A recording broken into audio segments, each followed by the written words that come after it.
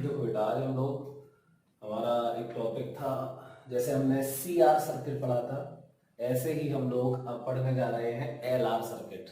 L माने inductor और are माने रेजिस्टेंस। तो देखो हमने क्या किया, एक ये इंडक्टर ले लिया और एक हमने रेजिस्टेंस ले लिया। ये आर रेजिस्टेंस है और इंडक्टेंस इसका एल है।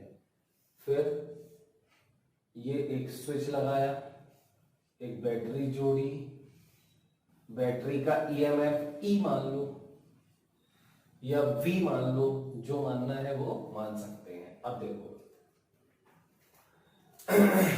तो ई मान लिया मैंने इसका ईएमएफ। अब थोड़ा सा ध्यान से देखो, ये स्विच है ऐसे, मैंने बोला था इंडक्टर के अक्रॉस, थोड़ा ध्यान देना, इंडक्टर के अक्रॉस इंड्यूस्ड ईएमएफ होता है minus d phi by D T. ये तो होता है, हर चीज में यही होता है। इंडक्टर मतलब कॉइल, एक लूप। तो अब सोचो, अगर तुम टाइम बहुत कम कर दो, मतलब बहुत कम टाइम में, जिस टाइम में डी फाई क्या है, चेंज इन फ्लक्स, और डी टी क्या है, वो टाइम जिस टाइम में ये चेंज इन फ्लक्स हुआ है। तो अगर मैं डी टी को टेंडिंग टू जीरो कर दूं, मतलब बहुत कम, बहुत ज्यादा कम कर दूं, dt को हद से ज्यादा कम कर दूं, तो फिर ये टेंड्स टू जीरो हो जाएगा। तो फिर ये इंड्यूस्ड ईएमएफ तो टेंडिंग टू इंफिनिटी हो जाएगा, है ना। अगर ये d5 है तो मतलब ये है कि अगर dt टेंडिंग टू जीरो है, मतलब dt टेंडिंग टू जीरो बहुत कम टाइम में d5 चेंज हो गया जब, तो फिर क्या आएगा, देखो बराबर E बराबर माइनस d5 और अपॉन ये जीरो, ये तो इन्फिनिटी आ जाएगा। मतलब इसके अक्रॉस इंड्यूस्ड ईएमएफ इनफाइनाइट होगा, या बहुत बड़ी वैल्यू होगी, कोई इनफाइनाइट के टेंडिंग होगी। ये तो हो ही नहीं सकता, इनफाइनाइट ईएमएफ कहां से आएगा? बैटरी के पास इनफाइनाइट ईएमएफ है क्या? जब बैटरी के पास नहीं है तो इसके पास कहां से आ जाएगा? इसके पास बैटरी से ज्यादा थोड़ी ईएमएफ आ सकता है। इसके पास क्या कि सर्किट में जितने भी एलिमेंट्स होते हैं, किसी भी एलिमेंट के पास बैटरी से ज्यादा ईएमएफ थोड़ी आ सकता है, अगर इनिशियली उनके पास कोई पोटेंशियल डिफरेंस या ईएमएफ नहीं है तो ये तो गड़बड़ हो गया। मतलब कि रूल क्या बनाना चाहिए हमें? रूल हमें, अब देखो यहां पे dt को टेंडिंग टू जीरो किया, तो d5 भी अगर जीरो हो जाए, dt टेंडिंग टू जीरो तो d5 भी जीरो हो जाए, तो जीरो अपॉन जीरो ये कुछ फाइनाइट वैल्यू आएगी। ये इनफाइनाइट नहीं होगा, ये कुछ फाइनाइट वैल्यू होगी, ठीक। अच्छा, इसका मतलब ये ठीक है। रूल क्या बना कि अगर बहुत कम टाइम है, मतलब टाइम टेंडिंग टू जीरो है सॉरी, मतलब dt टेंडिंग टू जीरो है, तो d5, dt tending to zero है तो d5 भी जीरो होगा। d5 मतलब चेंज इन फ्लक्स जीरो होगा, मतलब फ्लक्स में चेंज नहीं होगा। तो रूल क्या बनाओ? रूल बनाया हमने कि सडनली फ्लक्स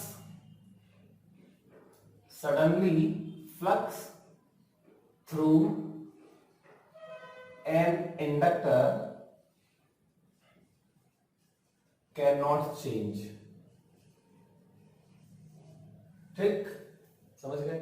मतलब अब किसी इंडक्टर से फ्लक्स क्या होता है? फ्लक्स होता है फाई बराबर एल आई। तो फाई बराबर एल आई, जहां एल उस इंडक्टर का इंडक्टेंस है और आई करंट है, तो ये क्या रहने वाला है? कांस्टेंट। लेकिन हमेशा नहीं, कब? when dt is very small, ये ध्यान रखना है, क्लियर? तो फिर इसका मतलब ये हुआ कि हम इसको ऐसे भी लिख सकते हैं, अगर मैं किसी इंडक्टर का इंडक्टेंस बदल दूं, किसी तरीके से बदल दूं, इंडक्टर का, इसमें फ्लक्स क्या होता है? इसका इंडक्टेंस इनटू करंट, ठीक। तो अगर मैं इसका किसी तरीके से सडनली इंडक्टेंस बदल दूं, मतलब एल बदल दूं, तो फिर आई भी बदलेगा। अगर एल बढ़ाओगे तो आई घटना चाहिए, क्योंकि सडनली तुमने बढ़ाया है इसको, तो उसी टाइम में करंट तुरंत कम हो जाएगी। क्योंकि कांस्टेंट क्या रहना है, फ्लक्स कांस्टेंट रहना है, और फ्लक्स कांस्टेंट रखने के लिए अगर आप इंडक्टर बढ़ा रहे हो तो करंट को डिक्रीज करना पड़ेगा, अगर इंडक्टर घटा रहे हो तो करंट को इंक्रीज करना पड़ेगा, है ना। तो जब भी किसी इंडक्टर का एल सडनली बदलेगा तो उसमें करंट भी सडनली बदलेगी। अगर एल बढ़ेगा सडनली तो करंट सडनली घटेगी। क्यों? क्योंकि फ्लक्स कांस्टेंट रखना है। क्लियर? और फ्लक्स कैसे कांस्टेंट रखना है, देखो ये लॉजिक है, ठीक, समझ गए ना। क्योंकि सडनली मतलब dt टेंडिंग टू जीरो, और dt टेंडिंग टू जीरो में अगर d5 कुछ हुआ, dt टेंडिंग टू जीरो और d5 कुछ हुआ तो इनफाइनाइट आ जाएगा ईएमएफ, ठीक। जबकि अगर dt टेंडिंग टू जीरो है तो d5 भी जीरो होना चाहिए, ताकि ये कुछ आ जाएगा फाइनाइट वैल्यू, कुछ फाइनाइट वैल्यू हो जाएगी, वो पॉसिबल है, लेकिन ये इनफाइनाइट वैल्यू पॉसिबल नहीं है। क्लियर? तो आई थिंक ये वाला बात समझ गए होंगे। अब देखो आगे, ये रूल जरूर लिख लें। अच्छा, तो इसको मैं ऐसे भी लिख सकता हूं, क्या, L1 I1 बराबर L2 I2 बराबर कांस्टेंट। क्लियर? ये बहुत ज्यादा इंपॉर्टेंट चीज है, ठीक। चलो अब मैं इसको मिटा रहा हूं। अब हम सीखेंगे क्या,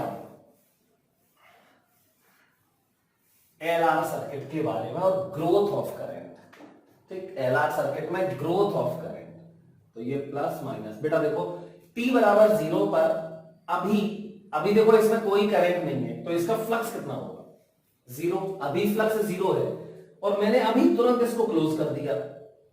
अभी फ्लक्स क्यों 0 है? क्योंकि I 0 है। अब हमने क्लोज किया इसको, तो क्या I तुरंत आ जाएगी? नहीं। अगर I तुरंत आ गई तो फिर तो ये क्या हुआ, अभी नहीं है फ्लक्स, अभी इसका फ्लक्स 0 है और स्विच क्लोज किया तो फ्लक्स आ गया। मतलब बहुत कम टाइम में dt टेंडिंग टू 0 ही है, dt टेंडिंग टू 0 ही तो है। स्विच क्लोज किया है आपने, एकदम से फ्लक्स आ गया तो dt टेंडिंग टू 0 हो गया और फ्लक्स आ गया, तो फिर तो ईएमएफ इसमें इंड्यूस्ड इनफाइनाइट हो जाना चाहिए, जबकि ऐसा नहीं हो सकता, है ना। तो अभी क्या होगा, इसमें करंट नहीं आएगी। जैसे ही आप स्विच क्लोज करोगे इसमें तुरंत करंट नहीं आएगी, सर्किट में करंट अभी फ्लो नहीं होगी, 0 करंट होगी अभी। लेकिन फिर धीमे धीमे जैसे dt बढ़ता जाएगा, टाइम बढ़ता जाएगा, तो इसमें करंट आने लगेगी, क्योंकि फिर फ्लक्स चेंज हो सकता है, और फिर क्योंकि dt भी आ गया, टाइम भी है कुछ और फ्लक्स भी आएगा चेंज, फ्लक्स में भी चेंज आएगा कुछ, तो E बराबर माइनस d5/dt से इसमें कुछ इंड्यूस्ड ईएमएफ आ जाएगा, कोई दिक्कत नहीं है। करंट फ्लो होगी तो कुछ इसमें आ जाएगा, कुछ इसमें आ जाएगा, और दोनों का सम होगा इसके बराबर, बैटरी के बराबर। तो कंडीशन क्या है, सीधी सी बात है, एट t बराबर 0 करंट बराबर 0, और एट t बराबर t करंट बराबर I बराबर I, और यही I हमें as a function of time निकालना है कि t टाइम में कितनी करंट इसमें फ्लो हो जाएगी। तो देखते हैं इसको कैसे करते हैं। सबसे पहले केवीएल लगाना सीखो। तो यहां से मान लेते हैं t बराबर t पर ये डायग्राम मैं बना रहा हूं, ये करंट है I। अब मैंने आपको बताया था क्या करो, साइन बनाओ सब में, तो सबसे इंडक्टर में भी वैसे ही बनाते हैं, ये प्लस ये माइनस, जैसे रेजिस्टेंस बनाते हैं, ये करंट जाने तो ये प्लस ये माइनस। क्लियर? अब ये ऐसे ध्यान रखना, हमेशा प्लस माइनस और सीधा कर ऐसे ऐसे चलो, कैसे चलो, इस तरफ से करंट की डायरेक्शन में चलो, ठीक। तो क्या मिलेगा, माइनस मिलेगा, और L di/dt न्यूमेरिकल मॉड है उसका, इस पे इंड्यूस्ड ईएमएफ क्या होगा, L di/, देखना ध्यान से, इस पे इंड्यूस्ड ईएमएफ होगा L di/dt, ये मॉड है उसका, और यहां पे इंड्यूस्ड वो पोटेंशियल डिफरेंस क्या होगा, I इंटू R, कोई दिक्कत नहीं, और ये है E। अब लगाओ इसमें क्या, केवीएल, तो देखना ध्यान से, तो केवीएल बहुत इंपॉर्टेंट है, देखो केवीएल लगा रहे हैं, यहीं शुरू करते हैं, तो E प्लस E मिलेगा, फिर यहां ऐसे चल रहा है, ठीक, प्लस E मिलेगा, फिर यहां पे देखो ऐसे जा रहे हो करंट की डायरेक्शन में, तो क्रॉस करने पे आप क्या मिला, माइनस, तो माइनस, और इसमें इंड्यूस्ड ईएमएफ क्या होता है, ये लिखा L di/dt, ये ध्यान रखना, L di/dt, करंट की डायरेक्शन में चलो और सीधा क्रॉस करने पे इसको माइनस मिलेगा, और क्या लिखोगे, L di/dt मैग्नीट्यूड। फिर इसको करो तो माइनस आई आर बराबर 0। ठीक, अब बेटा हमें करंट की इक्वेशन चाहिए, तो आप क्या करो डी आई, इसको यहीं लिख रहे दो, तो ये हो जाएगा L D I by D T, minus का L D I by D T बराबर, ये यहीं पे इसको लेना उस तरफ, तो ये हो जाएगा, इसको माइनस हटा दो तो यहां आ जाएगा ई माइनस आई आर। देखो इसको इधर लेके आ गए तो ये आ गया, और ई माइनस आई आर यहीं पे है। अब एल यहां पे डी आई रहने दो, डी आई, और ये पूरा टर्म देखो इसमें आई है, तो ये इधर लेके आओ, तो 1 ई माइनस आई आर। देखो ये चीज आनी चाहिए आपको। क्या करना होता है, सीधा पहले तो L D I by D T निकाला करो, फिर डी आई की तरफ बाकी का पूरा कर दिया करो, और बराबर में जो बचा उस तरफ कर दो।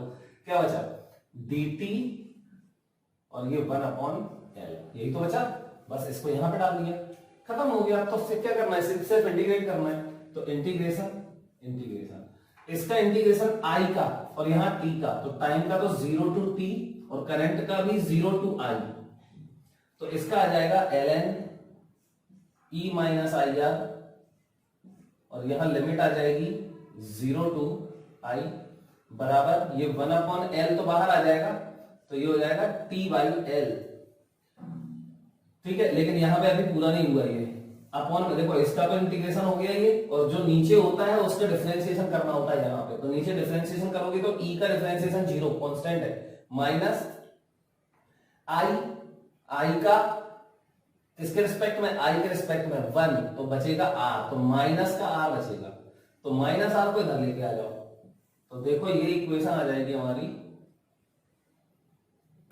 ये इक्वेशन हो जाएगी, यहां पे लिमिट डालो अभी, तो देखो ln ई माइनस आई की जगह पहले आई डालो, तो E minus I R minus ln I 0 डालो आई की जगह पे, तो ln ई, ठीक, बराबर ये आ जाएगा तो माइनस का t into R by L, ये आ गया। ठीक, अब इसका अलग वो कर दो, डिवाइड कर दो इसको, तो ये हो जाएगा ln ई से डिवाइड करो तो 1 माइनस आई आर अपॉन ई, ये जनरल प्रोसेस है, ये कैपेसिटर में भी किया था पूरा हमने, बराबर हो जाएगा minus R by L into t, इसको ln हटा दो तो यहां 1 minus I R upon E बराबर ई की पावर हो जाएगा minus T upon R by L, या चलो जैसे लिखा है वैसे लिख दे रहे हैं अभी, minus R t by L. अब यहां से ये I into R upon E बराबर हो जाएगा 1 minus E raise to minus T R upon L, तो ये I बराबर निकालना था हमें, तो ये आ गया E by R 1 minus E raise to minus R t by L. Clear, ये हमारी इक्वेशन आ गई। अब बेटा इसमें थोड़ा सा ध्यान दो, बहुत जरूरी बात बता रहा हूं, बिल्कुल समझना, फील करने की बात है। देखो ये हमारी इक्वेशन आ गई, ये ग्रोथ की इक्वेशन है, किसकी इक्वेशन है, ग्रोथ की, तो यहां पे ग्रो हो रहा है ये। अब I बराबर E बाई आर, और अब इसमें हम दो केस लिखते हैं, तो केस फर्स्ट देखो एट t बराबर 0, t बराबर 0 पे क्या होगा, आप इसको समझना जरूरी, ये बहुत जरूरी बात है। तो t बराबर 0 पे क्या होगा, रख दो उसमें t बराबर 0 इस इक्वेशन में डाल दो, फर्स्ट इक्वेशन में डालो, तो t बराबर 0 डालो तो I बराबर E by R 1 minus e की पावर 0 डाल रहे हैं तो e की पावर 0, अब ये e की पावर 0 क्या होता है 1, तो 1 माइनस 1 क्या होता है 0, तो हो गई करंट 0, और पहले भी मान के चले थे हम, तो सेटिस्फाइड। चलो केस सेकंड देखो, एट t बराबर इंफिनिटी, अब ये एक्सपोनेंशियल इक्वेशन है, देखो e की पावर लिखा है, एक्सपोनेंशियल ग्रोथ, तो ग्रोथ अगर कोई सी चीज की एक्सपोनेंशियल होती है तो उसको अपनी मैक्सिमम वैल्यू तक पहुंचने में इनफाइनाइट टाइम लगता है, जैसे कि कैपेसिटर को चार्ज होने में इनफाइनाइट टाइम लगता था, लेकिन आपको याद होगा कि इनफाइनाइट टाइम फुल चार्ज आने में लगता है, लेकिन ज्यादातर चार्ज 2-3 टाइम कांस्टेंट के बाद ही आ जाता है, आपको शायद याद हो। तो एट टी बराबर इन्फिनिटी डालो, इसमें टी की वैल्यू इन्फिनिटी, तो ये आई बराबर E by R 1 minus E raise to, ये माइनस इन्फिनिटी आ जाएगा। इसको लिख दो 1 अपॉन ई की पावर इन्फिनिटी, और ई की पावर इन्फिनिटी तो है 0, तो 1 अपॉन 0 ई की पावर इन्फिनिटी होता है इन्फिनिटी, तो 1 अपॉन इन्फिनिटी बराबर 0, मतलब कि ये आई बराबर क्या हो जाएगा ई बाई आर। ठीक, और ये करंट मैक्सिमम है, देखो कैसे है, यहां पे ये मैक्सिमम करंट है, इससे ज्यादा करंट नहीं हो सकती। देखो कैसे नहीं हो सकती, t बराबर 0 पे, सबसे पहले मैंने क्या बोला था, t बराबर 0 पे, t बराबर 0 पे करंट 0 थी, बहुत ध्यान से सुनना, t बराबर 0 पे देखो करंट 0 है, तो पहले बात करते हैं इसमें t बराबर 0 की। करंट 0 है, करंट अगर 0 है इसका मतलब इसमें पोटेंशियल डिफरेंस कितना है 0, तो फिर इसमें कितना होगा, ये E है तो इसमें भी E होगा, और देखो KVL तो वैलिड होना चाहिए ना, प्लस E और यहां माइनस E, हो गया 0, इसमें कुछ नहीं है। t बराबर 0 पे मैंने प्रूफ किया है करंट 0 है, मतलब रेजिस्टेंस में कोई पोटेंशियल डिफरेंस नहीं है, इसका मतलब t बराबर 0 पे जो L वाली ब्रांच होती है, L इंडक्टर जिस ब्रांच में भी लगा होता है t बराबर 0 पर, उस ब्रांच में करंट हमेशा 0 होगी।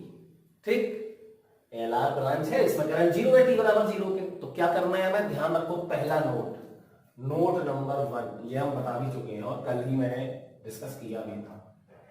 एट t बराबर 0 इंडक्टर इज रिप्लेस्ड बाय, अब इसमें क्या है, inductor replaced by open switch, open switch, क्यों, क्योंकि करंट ही फ्लो नहीं होती उसमें, करंट फ्लो नहीं होती मतलब ओपन है ये ब्रांच, इस ब्रांच में करंट ही नहीं जानी है। ठीक, और इस पे जो वो इंड्यूस्ड ईएमएफ होता है वो मैक्सिमम होता है। ठीक है, तो यहां पे इस ब्रांच में करंट नहीं जाती है, ये ध्यान रखना है, तो ओपन स्विच से।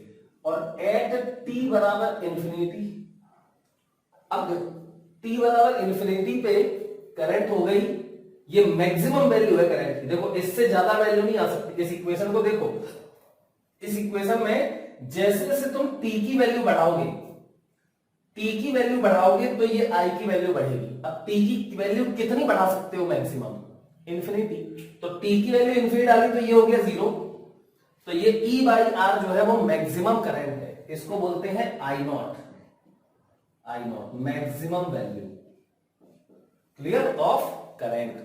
तो ये कब होती है, इसमें मैक्सिमम करंट कब होती है, एट t बराबर इंफिनिटी, ये पहले तो t बराबर 0 पे I बराबर 0, और यहां पे I बराबर I नॉट, मतलब मैक्सिमम, ये मैक्स होती है, इसका मतलब करंट मैक्स हो जाती है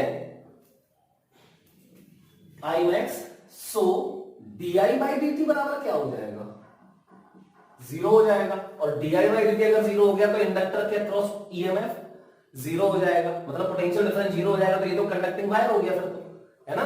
सो across inductor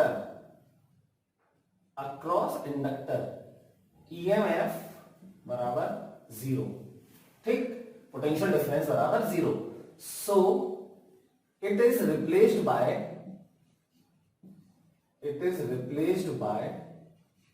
a conducting wire, ये जरूर लिख लो, क्लियर। अब ये बहुत जरूरी है, ध्यान रखना है, तो मतलब हमारी वैल्यू क्या आ गई, I बराबर क्या बन गया, I not 1 minus E raise to minus T.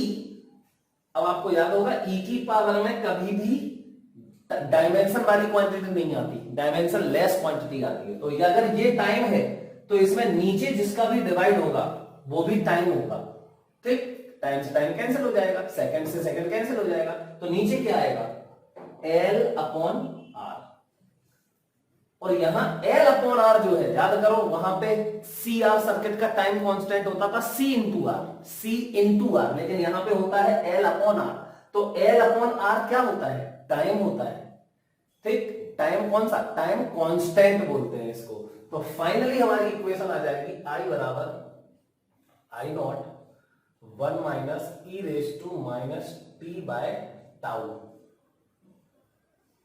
Where time constant of L R circuit का है, वेयर टाइम कांस्टेंट टाउ बराबर क्या होता है एल अपॉन आर। इतनी बात नोट कर लो पहले। तो अब हम इसके बारे में और सीखेंगे, एक बार देखना जरूर इसको सही से। क्लियर? ये ग्रोथ ऑफ करंट था, मतलब करंट धीरे धीरे धीरे धीरे बढ़ती जा रही थी। ये बहुत जरूरी था ये नोट। तो इसमें हमने क्या सीखा? हमने सीखा कि t बराबर 0 पे जब स्विच क्लोज करते हैं हम, तो जब हम t बराबर 0 पे स्विच क्लोज करते हैं तो करंट 0 होती है एल वाले ब्रांचेस में, ठीक। और फिर t बराबर इंफिनिटी पे करंट मैक्सिमम हो जाती है। और करंट मैक्सिमम कब होगी?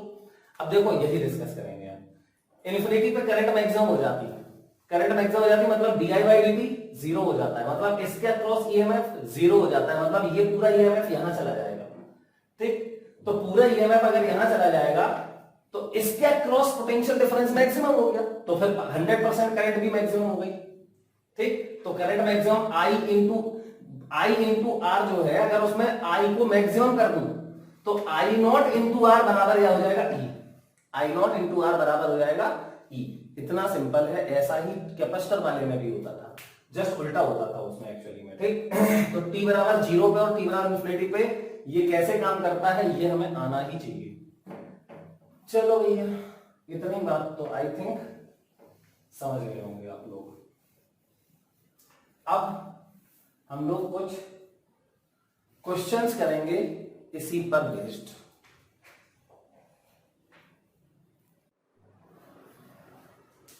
देखो बेटा, कह रहा है कि ये R है, ये L है और यहाँ बैटरी है जिसका EMF E है, ठीक। कह रहा है कि t बराबर 0 पे ये स्विच हमने क्लोज किया, लेकिन अभी तक हमने क्या सीखा था कि t बराबर 0 पे इसमें कोई करंट फ्लो नहीं होती, ये फ्लो ही नहीं होने देता है ना। लेकिन वो कह रहा है कि इस क्वेश्चन में ऐसा नहीं है। वो कह रहा है कि जब हमने t बराबर 0 पे इसको क्लोज किया उस टाइम पे भी इसमें करंट फ्लो हो रही थी।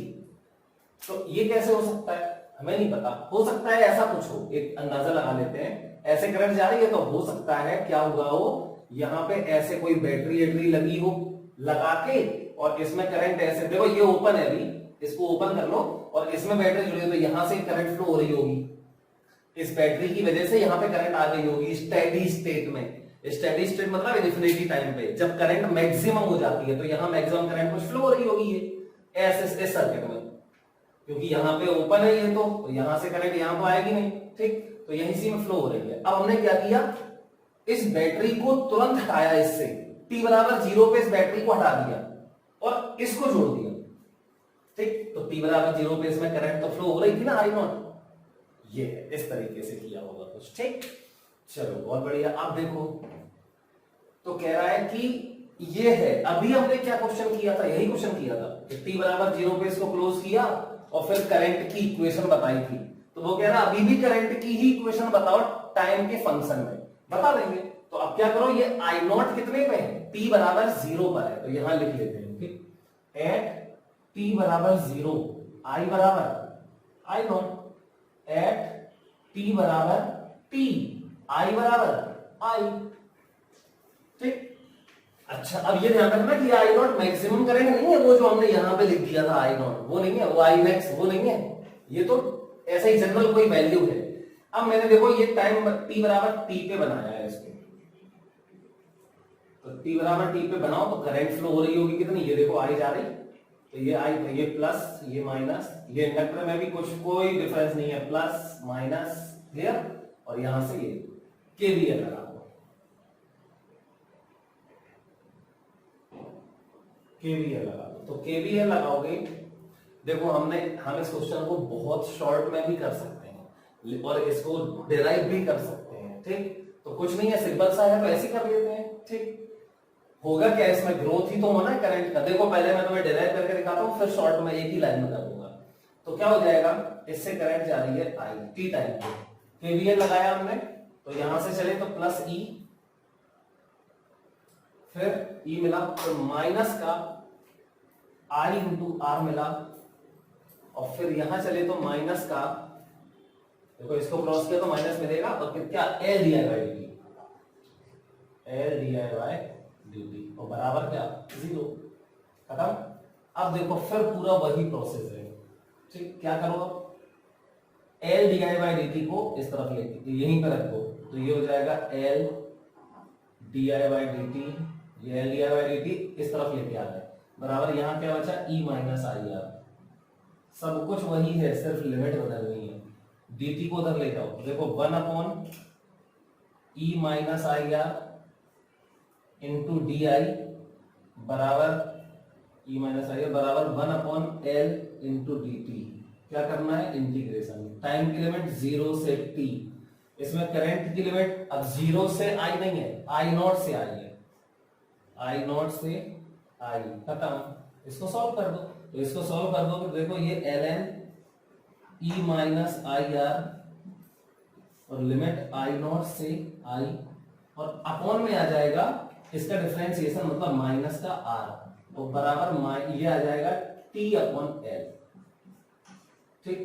अब इसको सॉल्व करो तो ये माइनस आर आ जाएगा, और यहां आ जाएगा लिमिट डालोगे तो ln e minus I R ऐसे रहेगा, और minus ln e minus I not into R, देखो पहले i की जगह i फिर आई नॉट, तो ये आ जाएगा बराबर में हो जाएगा minus t into R upon L, minus R t upon L, ठीक। इसका सॉल्व करो तो ये हो जाएगा ln ये अपॉन ये, तो e minus I R upon e minus I not into R, ये हो जाएगा बराबर में minus R t upon L. इसका ln हटा दो तो यहां आ जाएगा e माइनस आई आर, देखो ये e minus I R upon e minus I not R, और बराबर में यहां e की पावर आ जाएगा, तो ये बराबर e की power minus R t by L, और ये नीचे है वो यहां आ जाएगा, ठीक। ये e minus I not into R, ये आ गया। अब देखो अब क्या करो, हमें चाहिए था i, तो आई आर बराबर, आई आर को इधर ले आओ, इस पूरे को इधर लेके आ जाओ, तो आई आर बराबर हो जाएगा e माइनस, आई आर बराबर e minus e minus I not into R, e into e की power minus R t by L, ये इक्वेशन बनी। अब देखो इसको आप और भी अच्छे से सॉल्व कर सकते हो, कैसे, r से डिवाइड कर दो, तो यहां i बराबर हो जाएगा पहले तो e बाई आर, देखो r से डिवाइड किया तो e बाई आर माइनस, इसमें भी करो डिवाइड, तो माइनस डिवाइड करो और फिर मल्टीप्लाई भी कर दो, तो minus e by R e की power minus T R by L, ये हो जाएगा, इसका ऐसे मल्टीप्लाई और r से डिवाइड, और फिर यहां पे देखो इसने मल्टीप्लाई, तो ये हो जाएगा फिर से प्लस हो जाएगा, प्लस आई नॉट और r से डिवाइड करोगे r खत्म हो जाएगा, तो आई नॉट e की power minus T R by L, ये आ गया, ठीक, क्लियर, ओके। अब देखो तो i बराबर, अब इसको ऐसे लिख सकते हो आप, e बाई आर को कर लो बाहर इसमें, तो ये हो जाएगा 1 minus E raise to minus T R by L, और plus I not E raise to minus T R by L, ये हमारा फाइनल इक्वेशन आ गया। अब सेटिस्फाइंग हो रहा है कि नहीं हो रहा देख लेते हैं। तो पहले ये बताओ t बराबर 0 पर कितनी करंट होनी थी, t बराबर 0 पे i बराबर आई नॉट थी, रख के देखो t बराबर 0, तो इसमें डालो t बराबर 0, तो ये e की पावर 0 हो जाएगा, मतलब 1 हो जाएगा, तो 1 माइनस 1 0 हो जाएगा, मतलब ये पूरा टर्म 0 हो जाएगा। यहां पे डालो तो आई नॉट और t की पावर, t की 0 तो e की पावर 0, मतलब आई नॉट बचेगा, तो i बराबर आई नॉट, सही है। अब मैक्सिमम करंट कितनी होगी इस सर्किट में, मैक्सिमम करंट मतलब इन्फिनिटी टाइम पे, तो इन्फिनिटी टाइम पे जो करंट होनी चाहिए, अब इनफाइनाइट टाइम पे करंट मैक्स हो जाएगी अगर, तो इसमें ईएमएफ कितना आएगा, इसमें पोटेंशियल डिफरेंस कितना आएगा, L D I by D वो 0 हो जाएगा, क्योंकि आई मैक्स हो गया तो डी आई बाई डी 0 हो जाएगा, तो इसमें पोटेंशियल डिफरेंस तो 0 हो गया।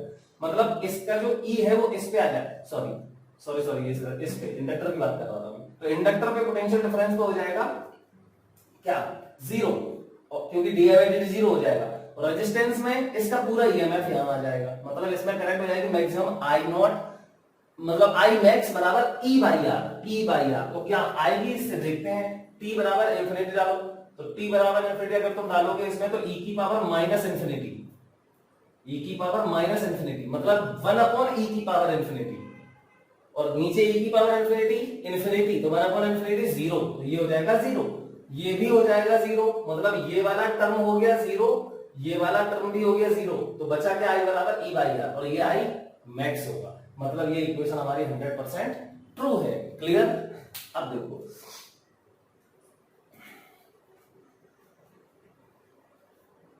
तो ये मिटा देते हैं, ऐसे करना होता है, सिंपल सा तरीका है, बिल्कुल कुछ भी नहीं है, 1 मिनट का टाइम लगता है इसमें।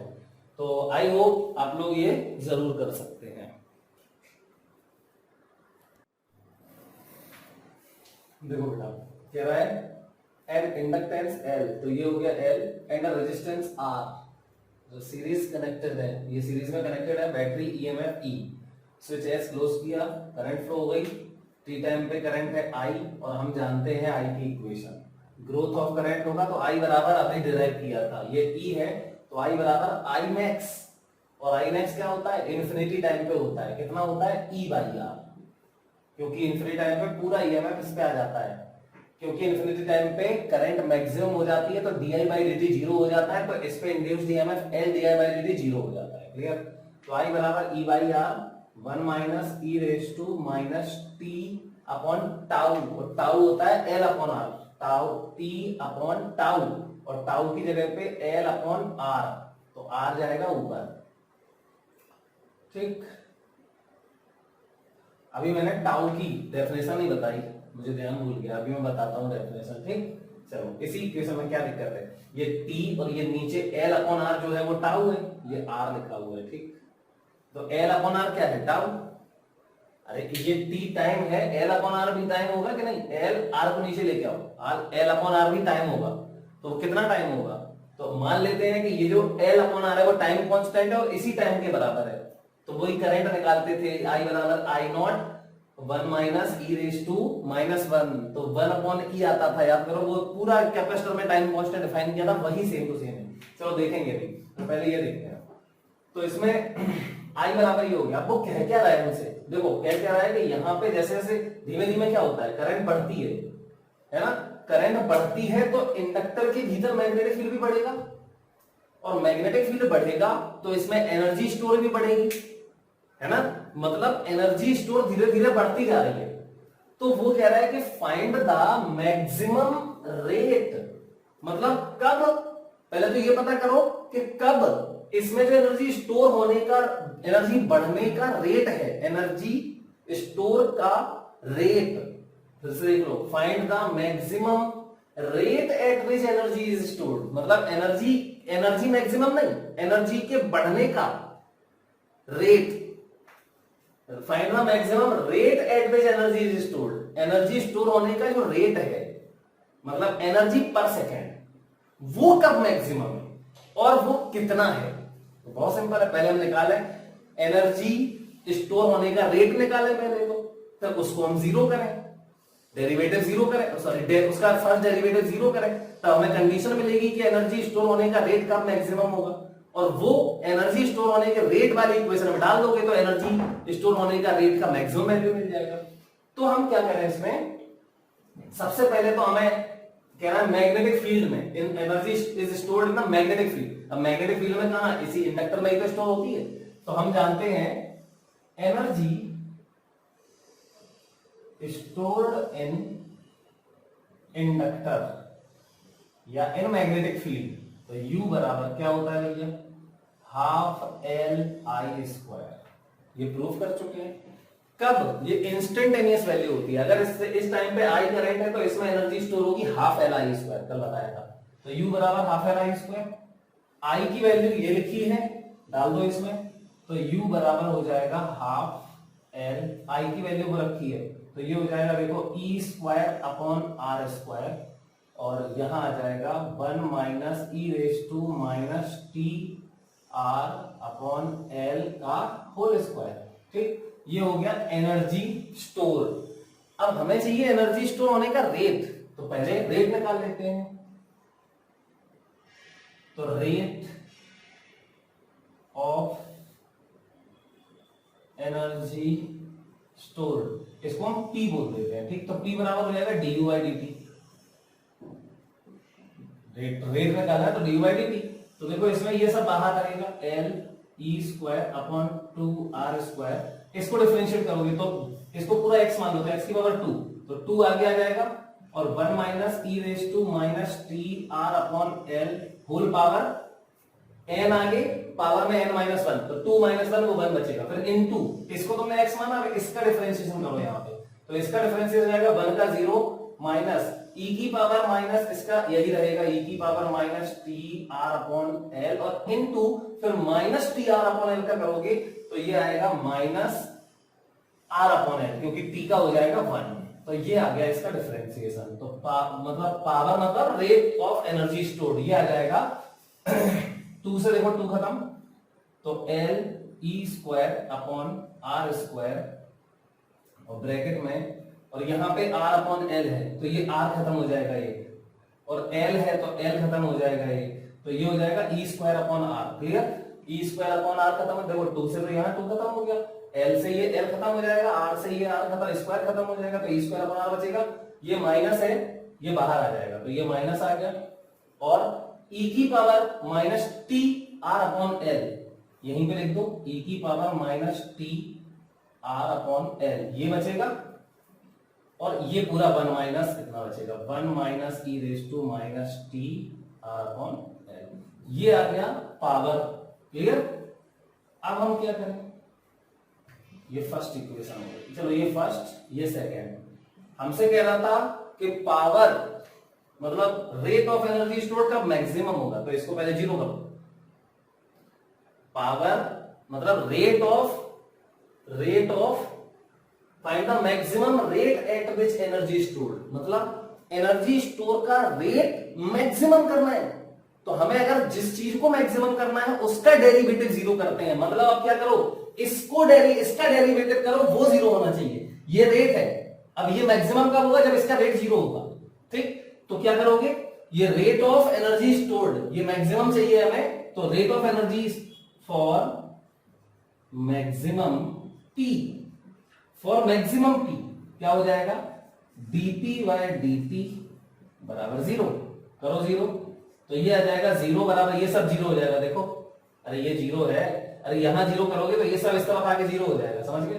तो 0 बराबर 1 minus E raise to minus T R by L, तो e की पावर इससे आ गया e की power minus T R by L बराबर 1। क्लियर, अब देखो उल्टा कर दो इसको, तो e की power T R upon L, e की power T R upon L कर दो, तो ये क्या हो जाएगा 1। अब क्या करते हो, जरूरत करती है क्या, dp बाई dt बराबर 0 ये बराबर 0 और ये बराबर 0, तो 1 minus e raise to minus बराबर 1, सही है।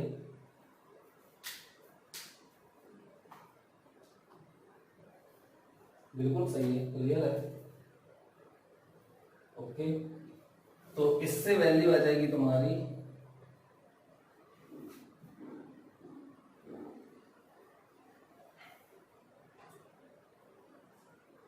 लेकिन ln 1 तो 0 हो जाएगा फिर,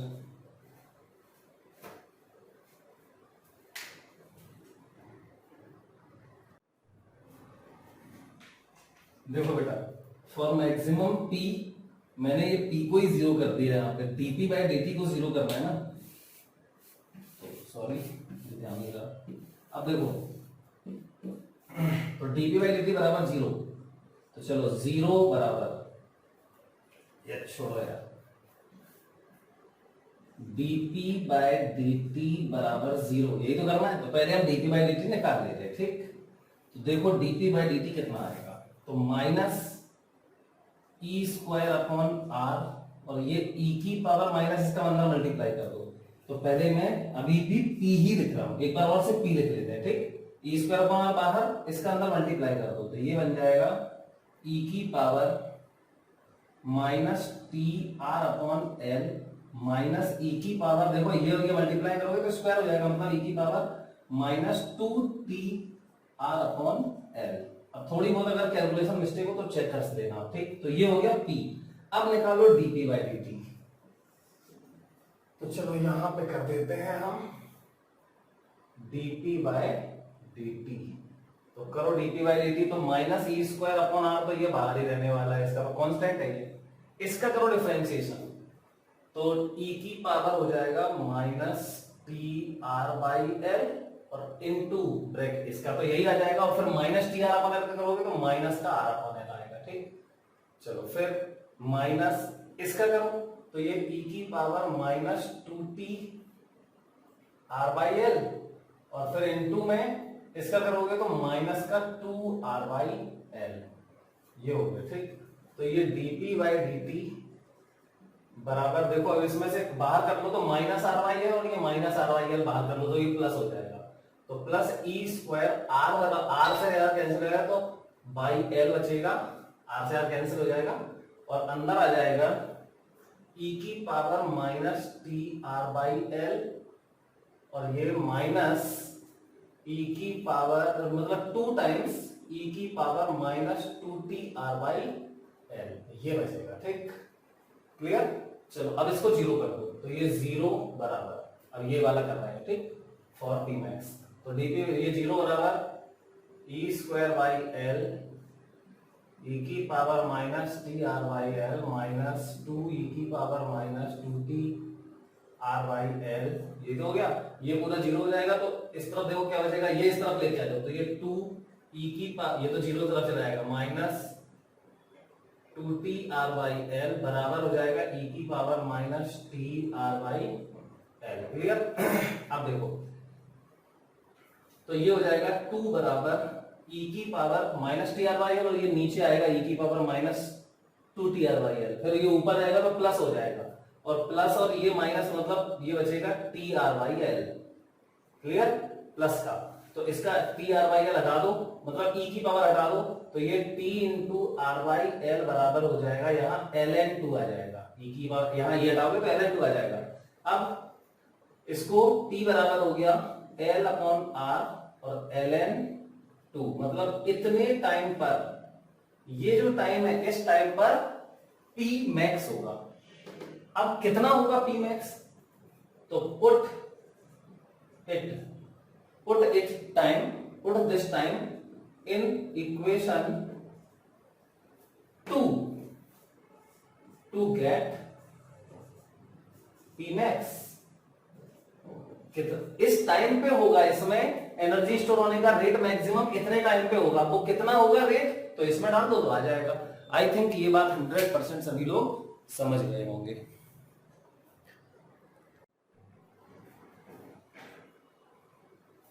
देखो बेटा, कह रहा है कि एक coil having an inductance L, मतलब हमारे पास एक कॉइल है, इस कॉइल का इंडक्टेंस है L एंड रेजिस्टेंस R, मतलब इसी कॉइल का ही रेजिस्टेंस है R। कॉइल में कहां से रेजिस्टेंस आएगा, वायर में रेजिस्टेंस होता है ना। तो जब भी ऐसा दिया हो कि कॉइल के वायर का रेजिस्टेंस भी है, तो आप क्या किया करो, उस रेजिस्टेंस का वो साइड में बना दिया करो, ठीक। तो ये L और ये इसी वायर का रेजिस्टेंस मैंने अलग से लगा दिया बस। तो ये LR सर्किट हो गया, और ये स्विच है जिसको हम क्लोज करेंगे t बराबर 0 पे, और ये देखो EMF EMF की बैटरी है। कह रहा है कि इस तरीके सर्किट है, ठीक। कह रहा है कि find the time taken for the magnetic energy, मतलब मैग्नेटिक एनर्जी को कितना टाइम लगेगा, energy stored in the circuit. अब सर्किट में कहां मैग्नेटिक एनर्जी स्टोर होती है, इसमें इंडक्टर में, half LI square. To change कितना टाइम लगेगा किसमें, to change from 1/4 of the steady state to half of the steady state. आप पहले तो स्टेडी स्टेट में मैग्नेटिक एनर्जी कितनी होती है ये पता होना चाहिए। तो पहले तो मैग्नेटिक एनर्जी कितनी होती है ये बताओ। तो मैग्नेटिक एनर्जी बराबर होती है हाफ LI², ये तो होती है। अब स्टेडी स्टेट में कितनी होगी, स्टेडी स्टेट मतलब इन्फिनिटी टाइम पे, तो इन्फिनिटी टाइम पे तो करंट मैक्सिमम हो जाती है I0, है ना। तो इन स्टेडी स्टेट I बराबर I0 और बराबर कितना होता है याद होगा E/R। I बराबर I0, ये मैक्सिमम करंट हो जाती है इसमें E/R। तो फिर स्टेडी स्टेट में मैग्नेटिक एनर्जी, तो magnetic energy in steady state ये क्या होगी, U0 मान लेते हैं, कितना होगा हाफ LI0²। E/R रख देंगे जरूरत पड़ी तो, लेकिन जरूरत नहीं है। तो ये मैग्नेटिक एनर्जी है कौन सी, स्टेडी स्टेट वाली। अब वो कह रहा है कि U1 से U2 तक जाना है हमें, तो U1 कितना है, मैग्नेटिक एनर्जी का 1/4 से हाफ तक जाना है। इसकी 1/4 देखो, पहले तो 0 होगी इसमें, फिर धीमे धीमे इस मैक्सिमम वैल्यू की 1/4 हो जाएगी, फिर और बढ़ेगी हाफ हो जाएगी इसकी, फिर धीमे इन्फिनिटी टाइम पे ये वाली हो जाएगी। तो कह रहा है 1/4 से हाफ तक जाने में कितना टाइम लगेगा। क्लियर, तो चलो देख लेते हैं। तो सबसे पहले U1 बराबर क्या है, U1 बराबर होगा हाफ LI1²। एक मिनट अच्छे से रखते हैं। U1 बराबर U0/4, यही तो है। पहले वाली एनर्जी कितनी है 1/4, तो U1 मान लिया मैंने। अब इसको लिखो तो हाफ LI1²। मैंने माना कि जब ये वाली एनर्जी थी कितनी U0 की 1/4, तो उसमें करंट थी I1, तो हाफ LI1² बराबर ये वाली वैल्यू, तो 1/4 और इंटू हाफ LI0²। देखो हाफ L से हाफ L साफ, तो I1 बराबर क्या हो गया, I1² बराबर हो गया I0/4, मतलब ये बचेगा I0/2। तो I1 हो गया I0/2। अब देखो दूसरा कह रहा है कि U2 1/4 तो हो गया ये, अब U2 कितनी है, इसका हाफ, तो U2 बराबर U0/2। क्लियर, तो U2 की वैल्यू हाफ L मान लेते हैं, करंट I2 है, तो हाफ LI2² बराबर 1/2 और यहां आ जाएगा हाफ LI0²। देखो हाफ L फिर खत्म, तो I2² बराबर I0²/2, तो ये हो जाएगा I0/√2। मतलब सीधी सी बात ये है, U1 से U2 तक एनर्जी को बढ़ाना है हमें। मतलब करंट को कहां से कहां तक बढ़ाना है, I0/2 से I0/√2 तक, I0/2 से I0/√2 तक हमें करंट को बढ़ाना है। क्लियर है, तो देख लेते हैं। तो to change current from I0/2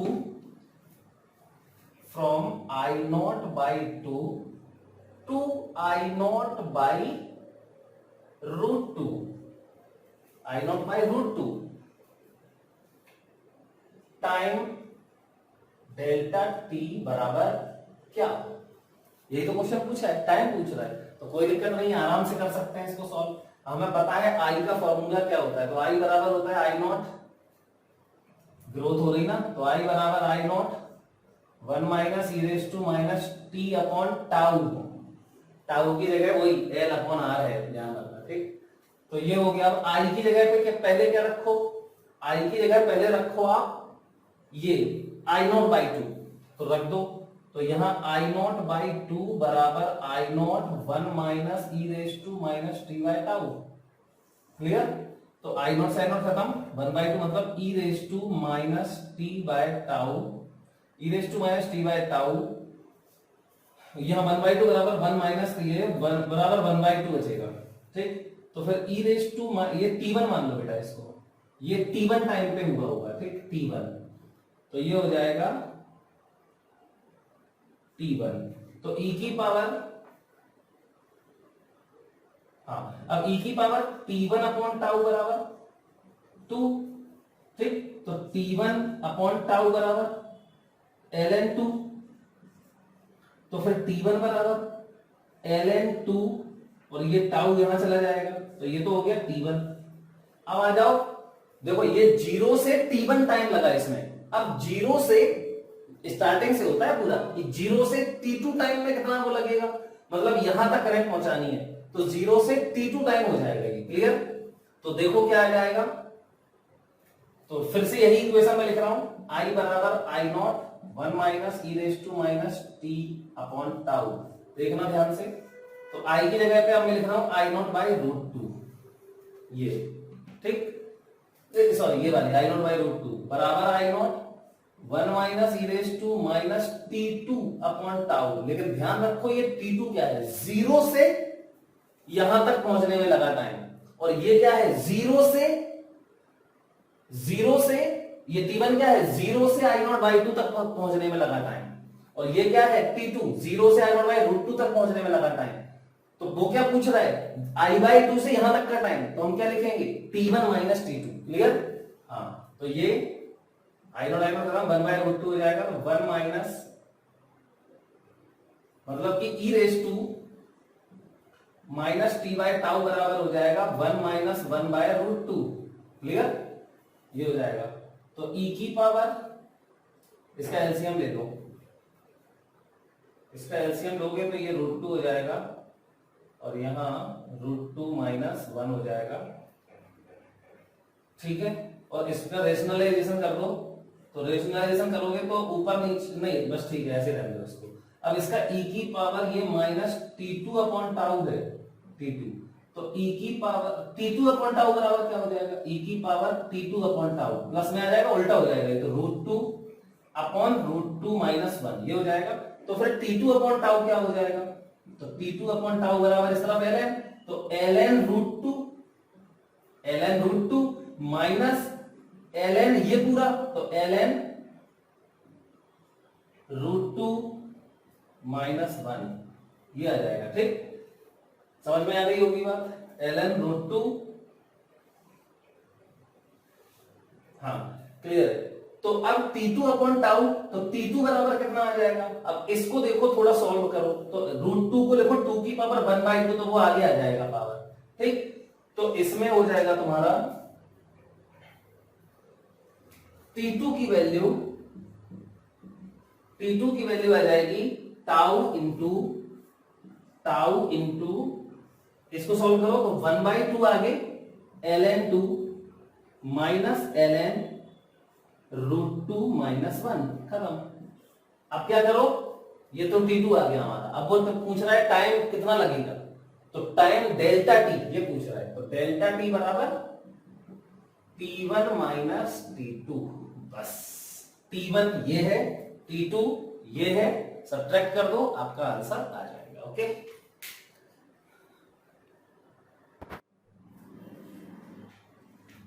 देखो बेटा क्या कह रहा है, एक इंडक्टर है L, इसकी वैल्यू है 120 मिली हेनरी, इसके साथ एक रेजिस्टेंस जुड़ा है 10 ओम का, और ये बैटरी है 6 वोल्ट की, इस बैटरी का इंटरनल रेजिस्टेंस है 2 ओम, तो मैंने वो 2 ओम भी यही लगा दिया, ठीक।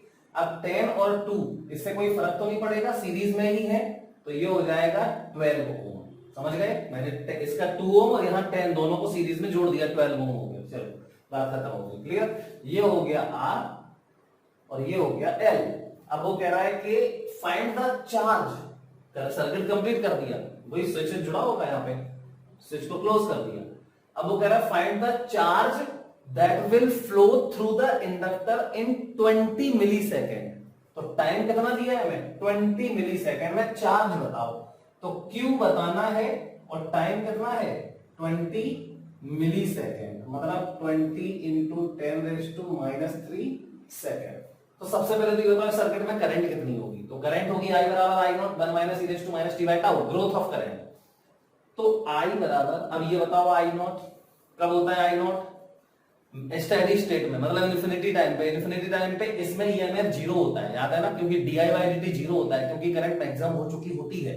इसका मतलब इसका 6 वोल्ट पूरा यहां आएगा, तो करंट की मैक्सिमम वैल्यू आ जाएगी 6/12, और यही होता है E/R लिखा होता है यहां पे, ठीक। तो I0 हो जाएगा V/R, मतलब 6/12, तो बराबर 0.5 एम्पियर, ठीक। तो यहां पे आ जाएगा ये 0.5 और 1 minus E raise to minus T by tau. अब देखो टाइम, तो टाउ बराबर क्या होता है L/R, तो L की वैल्यू कितनी है 120 मिली है, तो 10⁻³ L हो गया अपॉन R 12 है, तो ये हो जाएगा 10, मतलब 10⁻², ठीक, सेकेंड। टाउ का यूनिट क्या होता है सेकेंड। चलो, तो ये हो गया e⁻t अपॉन टाउ, मतलब 100t हो जाएगा। t अपॉन टाउ है ना, टाउ भी 10⁻² ऊपर जाएगा। चलो, तो ये करंट हो गया। अब ये बताओ इससे चार्ज कितना फ्लो होगा, तो क्या दिक्कत है चार्ज में, हम जानते हैं I बराबर क्या होता है dq/dt, तो फिर dq बराबर I dt, तो फिर q बराबर इंटीग्रेशन I dt, और टाइम की लिमिट t1 से t2, तो 0 से t, तो q बराबर इंटीग्रेशन I dt, तो I की वैल्यू ये है, तो 0.5 तो बाहर हो जाएगा, है ना। अब बचेगा क्या 1 माइनस e⁻100t, ये होगा इनटू dt, क्लियर, ये लिख दिया, और यहाँ लिमिट है टाइम की 0 से t, और t की वैल्यू भी ये लिखी है, वो बाद में डाल देंगे।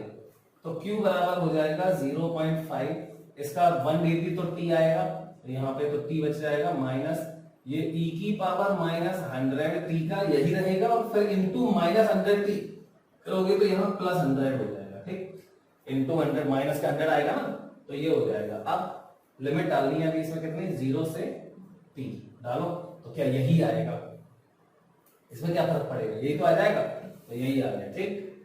अब देखो, तो q बराबर 0.5, t की वैल्यू देखो ये लिखिए 20 मिली सेकेंड, तो 20 इंटू 10⁻³ प्लस 100 इंटू e की पावर माइनस, और यहां पर 100t, तो 100 और इंटू t की वैल्यू 20, मतलब 2 इंटू 10⁻², ठीक, 2 इंटू 10⁻² हो जाएगा। देखो 10⁻² से ही खत्म हो गया, ठीक। तो q बराबर हो गया 0.5, और यहां पे 0.02 बचेगा ये, ठीक, प्लस या ऐसे ही रहने दो 20 इंटू 10⁻³ प्लस 100, और ये देखो e की पावर बची कितनी, e की पावर 2 बचा, ठीक, खत्म। ये आंसर है हमारा, इसी फॉर्म में लिखना है इसका आंसर, क्लियर। क्या क्वेश्चन, सिंपल सा क्वेश्चन था, क्लियर।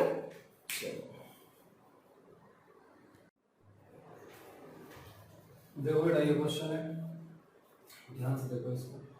कह रहा है कि in the circuit on figure S1, ये S1 है और ये S2 है, S1 remains closed for a long time and S2 remains open, मतलब ये ओपन है और ये क्लोज्ड रहता है फॉर अ लॉन्ग टाइम, मतलब स्टेडी, लॉन्ग टाइम है तो स्टेडी स्टेट आ जाएगी, मतलब इस सर्किट में करंट, इससे कोई मतलब नहीं है, इस सर्किट में करंट मैक्सिमम हो जाएगी, ठीक। कितनी हो जाएगी मैक्सिमम करंट, तो देखो अब सबको पता होना चाहिए, ये करंट ऐसे इसमें तो जाएगी नहीं, ओपन है, यहां से ये मैक्सिमम करंट जाएगी, तो कितनी होगी ये I0 मान लेते हैं, ठीक। तो इस सर्किट में मैंने बताया था जब मैक्सिमम करंट होती है तो इस पे इंड्यूस्ड ईएमएफ 0 होता है, इसमें इंड्यूस्ड ईएमएफ 0 होता है, मतलब इसका जो पूरा ईएमएफ है वो इसमें जाएगा, मतलब इसमें जो ईएमएफ है वो ई है, पोटेंशियल डिफरेंस ई है, तो फिर करंट हो जाएगी E/R, तो ये हो जाएगा E/R, ये करंट आ रही है, ये I0, क्लियर। अब बहुत बढ़िया, ये सर्किट कंप्लीट हो गया, हमने सीख लिया, इतना तो समझ गए। अब देखो अब क्या कह रहा है, ऐसे करंट फ्लो हो जाएगी। अब कह रहा है नाउ स्टेडी स्टेट आ गई इसमें, now S2 is closed, S2 is closed end S1 is open, मतलब अब ये सर्किट बेकार हो गया, देखो ये रेजिस्टेंस बेकार हो गया, ये बैटरी बेकार हो गई, और इस सर्किट में देखो ये जुड़ गया, ठीक।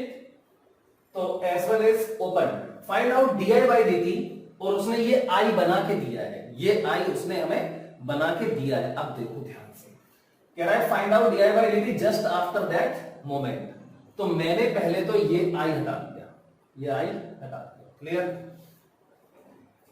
मतलब देखो हुआ क्या है, इसकी स्टेडी स्टेट आ गई, क्लियर, और इसकी स्टेडी स्टेट आ गई, और यहां हमने इसको ओपन कर दिया, इसको क्लोज कर दिया, ठीक। तो अभी इसमें जो करंट फ्लो हो रही होगी, मैं देखो अब जरा ध्यान सुनना, मैंने अभी क्या बोला था, इसको तो हटा दिया। अब इस सर्किट में जैसे तुमने देखो इसमें करंट फ्लो हो रही थी E/R, और इसको खत्म करके तुमने इसको जोड़ा, ठीक। तो क्या इस सर्किट में जैसे इस स्विच को क्लोज किया तो क्या ये करंट चेंज हो जाएगी? मतलब देखो अगर यहां पे ये वाली करंट चेंज हो गई तो इसका फ्लक्स चेंज हो जाएगा, इंडक्टर का क्या होता है L इंटू आई, ये चेंज हो जाएगा। और मैंने क्या बोला था कि सडनली इस इंडक्टर का फ्लक्स चेंज नहीं हो सकता, कभी नहीं हो सकता, क्लियर। तो अगर हमने जब इसको क्लोज किया था, इसको ओपन किया था, तो यहां आई नॉट करंट फ्लो हो रही थी, तो इसका फ्लक्स था L इंटू आई नॉट, और इसको ओपन करके इसको क्लोज किया, इसी मोमेंट पर, just after this moment, just after this moment, मतलब इसी टाइम पर, तो इसी टाइम पर देखो क्या रहेगा, find out di/dt just after that moment. तो अब सुनना बहुत ध्यान से, तो हम क्या करते हैं, ये करंट आ रही है, ये करंट चेंज नहीं होगी, ये करंट चेंज नहीं होगी, ये करंट यही फ्लो होगी, क्योंकि इसका अगर करंट चेंज होगी तो इसका फ्लक्स चेंज हो जाएगा, और वो हो नहीं सकता सडनली, कुछ टाइम दो उसके बाद हो जाएगा, लेकिन उसने तो जस्ट आफ्टर दैट मोमेंट पूछा है, तो करंट सर्किट में यही रहेगी, मतलब ये करंट आई नॉट ही रहेगी, कितनी E/R, इसमें भी, इसमें भी, इसमें भी, ये देखो प्लस माइनस कितना होगा, ये आई बराबर आई नॉट बराबर E/R ही रहेगा, लेकिन ये आई नॉट चेंज हो रही होगी, अब इसका रेट ऑफ चेंज होगा, इसमें रेट ऑफ चेंज होगा, तो di/dt है, di/dt है, तो यहां पर इंड्यूस, अब देखो यहां से ऐसे आ रहा है, तो ये प्लस ये माइनस, मैंने बताया था हमेशा ही ध्यान रखो, ये प्लस ये माइनस, और बस कुछ नहीं करना है, सीधा इसमें क्या लगा दो, KVL लगा दो, तो di/dt आ जाएगा, देखना KVL लगाए, तो चलो यहां से चलते हैं, तो यहां से चलोगे, इसको क्रॉस करोगे तो माइनस मिलेगा, तो माइनस क्या L di/dt, ठीक। चलो ये हो गया, यहां कुछ नहीं, यहां चलेंगे तो माइनस का 4e, तो माइनस का 4e हो गया, फिर यहां चलोगे तो ये माइनस का 2r, तो ये माइनस का 2r हो गया, बराबर क्या 0, ठीक हो गया पूरा। अब minus 2r into I not, sorry minus 2r into I not, और बराबर 0। अब हमें चाहिए था di/dt, तो चलो माइनस L, अभी ऐसे लिख देते हैं, di/dt minus 4e minus 2r, और आई नॉट की वैल्यू देखो क्या है, आई नॉट की वैल्यू थी E/R, तो E/R, R से R खत्म, 2e, मतलब माइनस 4e माइनस 2e, तो माइनस L di/dt बराबर हो गया माइनस का, मतलब बराबर हो गया 6e, ये इस तरफ है माइनस 6e, इस तरफ आएगा प्लस 6e, तो फिर di/dt बराबर ये हो गया माइनस 6e/L। अब हमने करंट ऐसे मानी है, और उसने जो क्वेश्चन बनाया था, क्वेश्चन में उसने करंट ऐसे फ्लो की थी, तो अगर हमारी करंट का जो di/dt आया है वो माइनस 6e/L है, तो उसकी करंट तो इस तरफ है, डायग्राम पहले जो बना था मैंने मिटा दिया, यहां पे आई ऐसे बना था, तो उसका di/dt क्या आएगा, उसका di/dt होगा प्लस, समझ गए, तो ये हमारा आंसर है। आई थिंक ये बात भी सभी लोग समझ गए होंगे।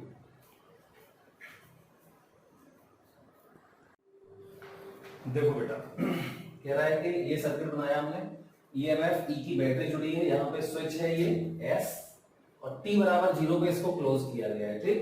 ये रेजिस्टेंस R, यहाँ R, ये इंडक्टर L, और ये R, ABCDEF ये लिखा हुआ है, ठीक। अब वो कह रहा है कि फाइंड करंट, देखो इसमें करंट उसने I1 बोली है, इसमें I2 बोला है, इसमें I3 बोला है, तो कह रहा है कि I1 I2 I3 ये तीनों बताओ, और ये I3 है ना जो इंडक्टर में फ्लो हो रही, उसका di/dt बताओ, मतलब इस करंट का रेट ऑफ चेंज बताओ। कब कब बताएं, तो कह रहा है एट t बराबर 0 एंड एट t बराबर इन्फिनिटी, ये बताना है, और इनिशियली ये सारी करंट 0 थी, कह रहा है वो, ठीक। चलो बहुत बढ़िया, तो सबसे पहले हम बात करते हैं t बराबर 0 की। अब ये बताओ t बराबर 0 पे इंडक्टर कैसे बिहेव करता है, इंडक्टर वाली ब्रांच में क्या बोला था, t बराबर 0 पर इंडक्टर t बराबर 0 के जैसे ही स्विच क्लोज किया, इसके जस्ट पहले यहां पे करंट 0 थी, स्विच क्लोज किया तब भी यहां करंट जीरो होगी, क्योंकि इसका फ्लक्स चेंज नहीं हो सकता सडनली। तो इसमें करंट पहले जीरो थी, तो अभी भी टी बराबर जीरो पे जीरो ही होगी करंट, क्योंकि अगर करंट आ गई तो टी बराबर जीरो ही पे फ्लक्स चेंज हो गया, मतलब सडनली चेंज हो गया। अब धीरे धीरे टाइम जैसे जैसे बढ़ेगा तो इसका करंट इसमें आती जाएगी और इसका फ्लक्स भी बढ़ता जाएगा, फ्लक्स चेंज होता जाएगा। क्लियर? लेकिन सडनली फ्लक्स चेंज नहीं हो सकता, क्यों? वही E बराबर minus d phi by d से मैंने एक्सप्लेन किया था। तो इसका मतलब एट टी बराबर जीरो, सबसे पहली बात तो ये I3 बराबर जीरो, ठीक, ये करंट जीरो होगी। अब I3 जीरो हो गई, बहुत बढ़िया, मतलब हम इसको हटा ही दें, मतलब करंट जीरो है तो ये ओपन स्विच की तरह काम करता है, इसकी तरह ओपन स्विच, तो ये ओपन है यहां पे, तो फिर तो बात खत्म हो गई, ये करंट सीधी सीधी दोनों ऐसे आ जाएंगे, तो I1 बराबर I2, तो I1 बराबर I2, अब ये कितनी होगी? तो I1 और I2 बराबर कितनी होंगी? बहुत सिंपल है, I1 बराबर I2, इस सर्किट में देखो तो ये R और R हो जाएगा 2R, तो I1 और I2 दोनों सेम है, बराबर हो जाएगा E by 2R, E by 2R। चलो ये भी हो गया है ना। अब हमें निकालना है dI3 बाई dt। देखो ये करंट जीरो है, करंट जीरो है I3, लेकिन इसका रेट ऑफ चेंज जीरो नहीं है। ये इसमें मतलब इसके अक्रॉस इंड्यूस्ड ईएमएफ जीरो नहीं है, इसके अक्रॉस इंड्यूस्ड ईएमएफ तो होगा कुछ, करंट जीरो है टी बराबर जीरो पे, एक्चुअली में इंड्यूस्ड ईएमएफ इसके अक्रॉस मैक्सिमम होता है इस टाइम पे, है ना। इंड्यूस्ड ईएमएफ कब जीरो होता है? जब करंट मैक्सिमम हो जाती है, स्टेडी स्टेट आ जाती है, तो D I by D T zero हो जाता है, तब इसके अक्रॉस इंड्यूस्ड ईएमएफ जीरो हो जाता है, पोटेंशियल डिफरेंस जीरो हो जाता है, और कंडक्टिंग वायर की तरह काम करता है ये, ठीक, ओके। तो यहाँ पे अभी पोटेंशियल डिफरेंस है, इसके अक्रॉस पोटेंशियल डिफरेंस है, क्योंकि di3 बाई dt है, I3 जीरो है लेकिन I3 का रेट है, I3 का रेट ऑफ चेंज है, तो क्या करें हम? तो कुछ नहीं, हमें di3 बाई dt निकालना है, तो वो आएगा कहां से? इसके अक्रॉस इंड्यूस्ड ईएमएफ क्या होगा ये बताओ? इसके अक्रॉस इंड्यूस्ड ईएमएफ होगा L di3 बाई dt, इसमें करंट I3 तो मानते हो, तो इसके अक्रॉस इंड्यूस्ड ईएमएफ होगा L di3 बाई dt। तो क्या करेंगे हम? A B C D E F A, इस वाले मैश में केवीएल लगा दो, तो इन A B C D E F A लगाओ इसमें केवीएल। चलो यहीं से चलते हैं, तो यहां से चलोगे देखो E, यहां से चलो ऐसे प्लस माइनस और ये प्लस, तो प्लस मिला तो E, फिर यहां चले तो ये प्लस माइनस, क्या मिलेगा? माइनस का I1 इंटू R, टी बराबर जीरो पे ही लगा रहे हैं, ध्यान रखना, एट टी बराबर जीरो पे ही लग रहा है, ये वो टी बराबर जीरो की बात कर रहे हैं हम अभी, क्वेश्चन पूरा टी बराबर जीरो पे कर रहा है, तो ये हो गया। फिर यहां देखो ये से करंट आ रही, तो ये प्लस ये माइनस, तो minus L D I by D T, minus L D आई नहीं I3 बाई डी टी, फिर यहां से आए ऐसे ऐसे, कुछ नहीं मिला, हो गया बराबर जीरो।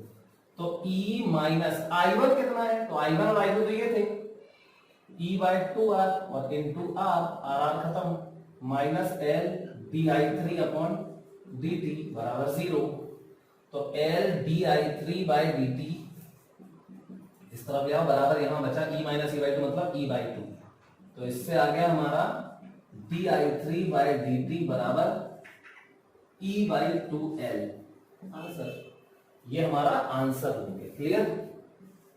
ओके, चलो तो ये di3 बाई dt हमने निकाल लिया, t बराबर जीरो, मतलब पूरा क्वेश्चन t बराबर जीरो के लिए तो सॉल्व हो गया। अब हम इसी क्वेश्चन को सॉल्व कर रहे हैं t बराबर इंफिनिटी पे, तो यहाँ पे ये t बराबर हो जाएगा इंफिनिटी। क्लियर? चलो इसको देखते हैं। आप कुछ नहीं है, बिल्कुल सिंपल है, t बराबर इंफिनिटी पे क्या होता है? t बराबर इंफिनिटी पे इसमें करंट मैक्सिमम हो जाती है, मतलब ये कंडक्टिंग वायर की तरह काम करता है, पोटेंशियल डिफरेंस जीरो हो जाता है, क्योंकि di बाई dt जीरो हो जाता है। तो t बराबर इंफिनिटी पे आप देखना, ये कुछ नहीं है, समझ लो ऐसे, ओके। t बराबर इंफिनिटी पर ये कंडक्टिंग वायर है, ऐसे समझ लेना, इमेजिन कर सकते हैं। चलो तो अब यहाँ क्या बच्चा, कितना सिंपल सर्किट हो गया ये। देखो यहां से करंट निकली I1, यहां चली गई I2, यहां चली गई I3, इसमें है क्या? यहां कुछ नहीं है, सिर्फ एक रेजिस्टेंस है, और यहां रेजिस्टेंस है और यहां रेजिस्टेंस है। तो पहले तो ये I1 कैसे निकालोगे? ये वाली I1, तो पहले इक्विवेलेंट रेजिस्टेंस निकालो, तो R और R पैरेलल में, इक्विवेलेंट रेजिस्टेंस R/2 और R/2 यहां जोड़ दो, और उसके साथ R ये सीरीज में हो जाएगा, फिर तो 3R सीधे से हो जाएगा 3R/2, मतलब I1 तो आ गई, I1 बराबर E अपॉन R इक्विवेलेंट बराबर E अपॉन 3R/2, मतलब 2E अपॉन 3R, ये हो गया। एट t बराबर इंफिनिटी मैंने क्या बोला, inductor is replaced by conducting wire. Clear, ये ध्यान रखना है। चलो खत्म हो गया क्वेश्चन।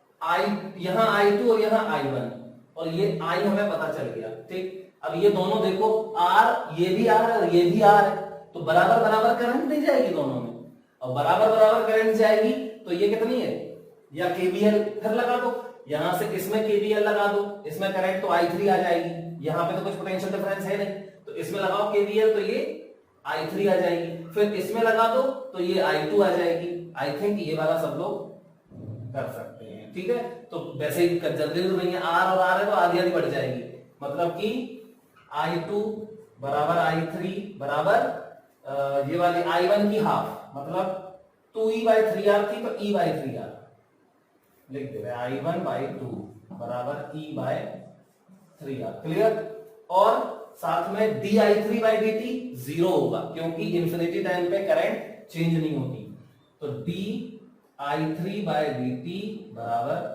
0। स्टेडी स्टेट आ गई ना, तो करंट मैक्सिमम होगी, मतलब इसमें करंट का रेट ऑफ चेंज 0 हो गया। ठीक,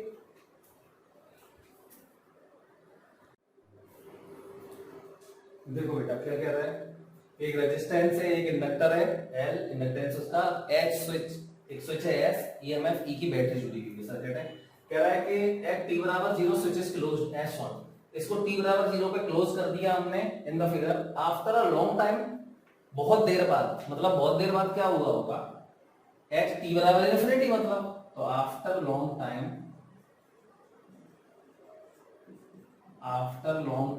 इसमें करंट हो गई होगी मैक्सिमम, तो आई नॉट स्टेडी स्टेट आ गई होगी, तो आई नॉट करंट फ्लो हो रही होगी इसमें, ये प्लस माइनस, और इसमें भी ये आई नॉट करंट जा रही होगी, यहां से ये आई नॉट वापस आ जाएगी। क्लियर, इसमें इंड्यूस्ड ईएमएफ 0 हो जाएगा, क्योंकि करंट मैक्सिमम हो गई लॉन्ग टाइम के बाद, तो di/dt 0 हो गया, तो फिर इंड्यूस्ड ईएमएफ L/di/dt 0 हो जाएगा इसमें। ठीक, तो करंट ये है, तो अभी फ्लक्स कितना है, तो अभी नाउ फ्लक्स इसको phi1 बोल रहा हूं मैं, अभी मैंने जो करंट है उसमें फ्लक्स कितना होगा, तो phi1 बराबर L इंटू आई नॉट बराबर L इंटू आई नॉट की वैल्यू। अब यहां तो बड़ा सिंपल है, इसमें ईएमएफ है नहीं, ये पूरा ईएमएफ R पे होगा, तो इसमें करंट कितनी हो जाएगी, आई नॉट बराबर E/R, तो ये आई नॉट बराबर क्या है, E/R, ये तो हमें पता है, लॉन्ग टाइम पे यही होता है, तो बराबर L इंटू ये हो जाएगा E/R। तो ये अभी फ्लक्स है, ये फर्स्ट इक्वेशन हो गई, इनिशियल फ्लक्स ये है, मतलब long after a long time ये फ्लक्स है, इंडक्टर से पास होता है। ठीक, फ्लक्स थ्रू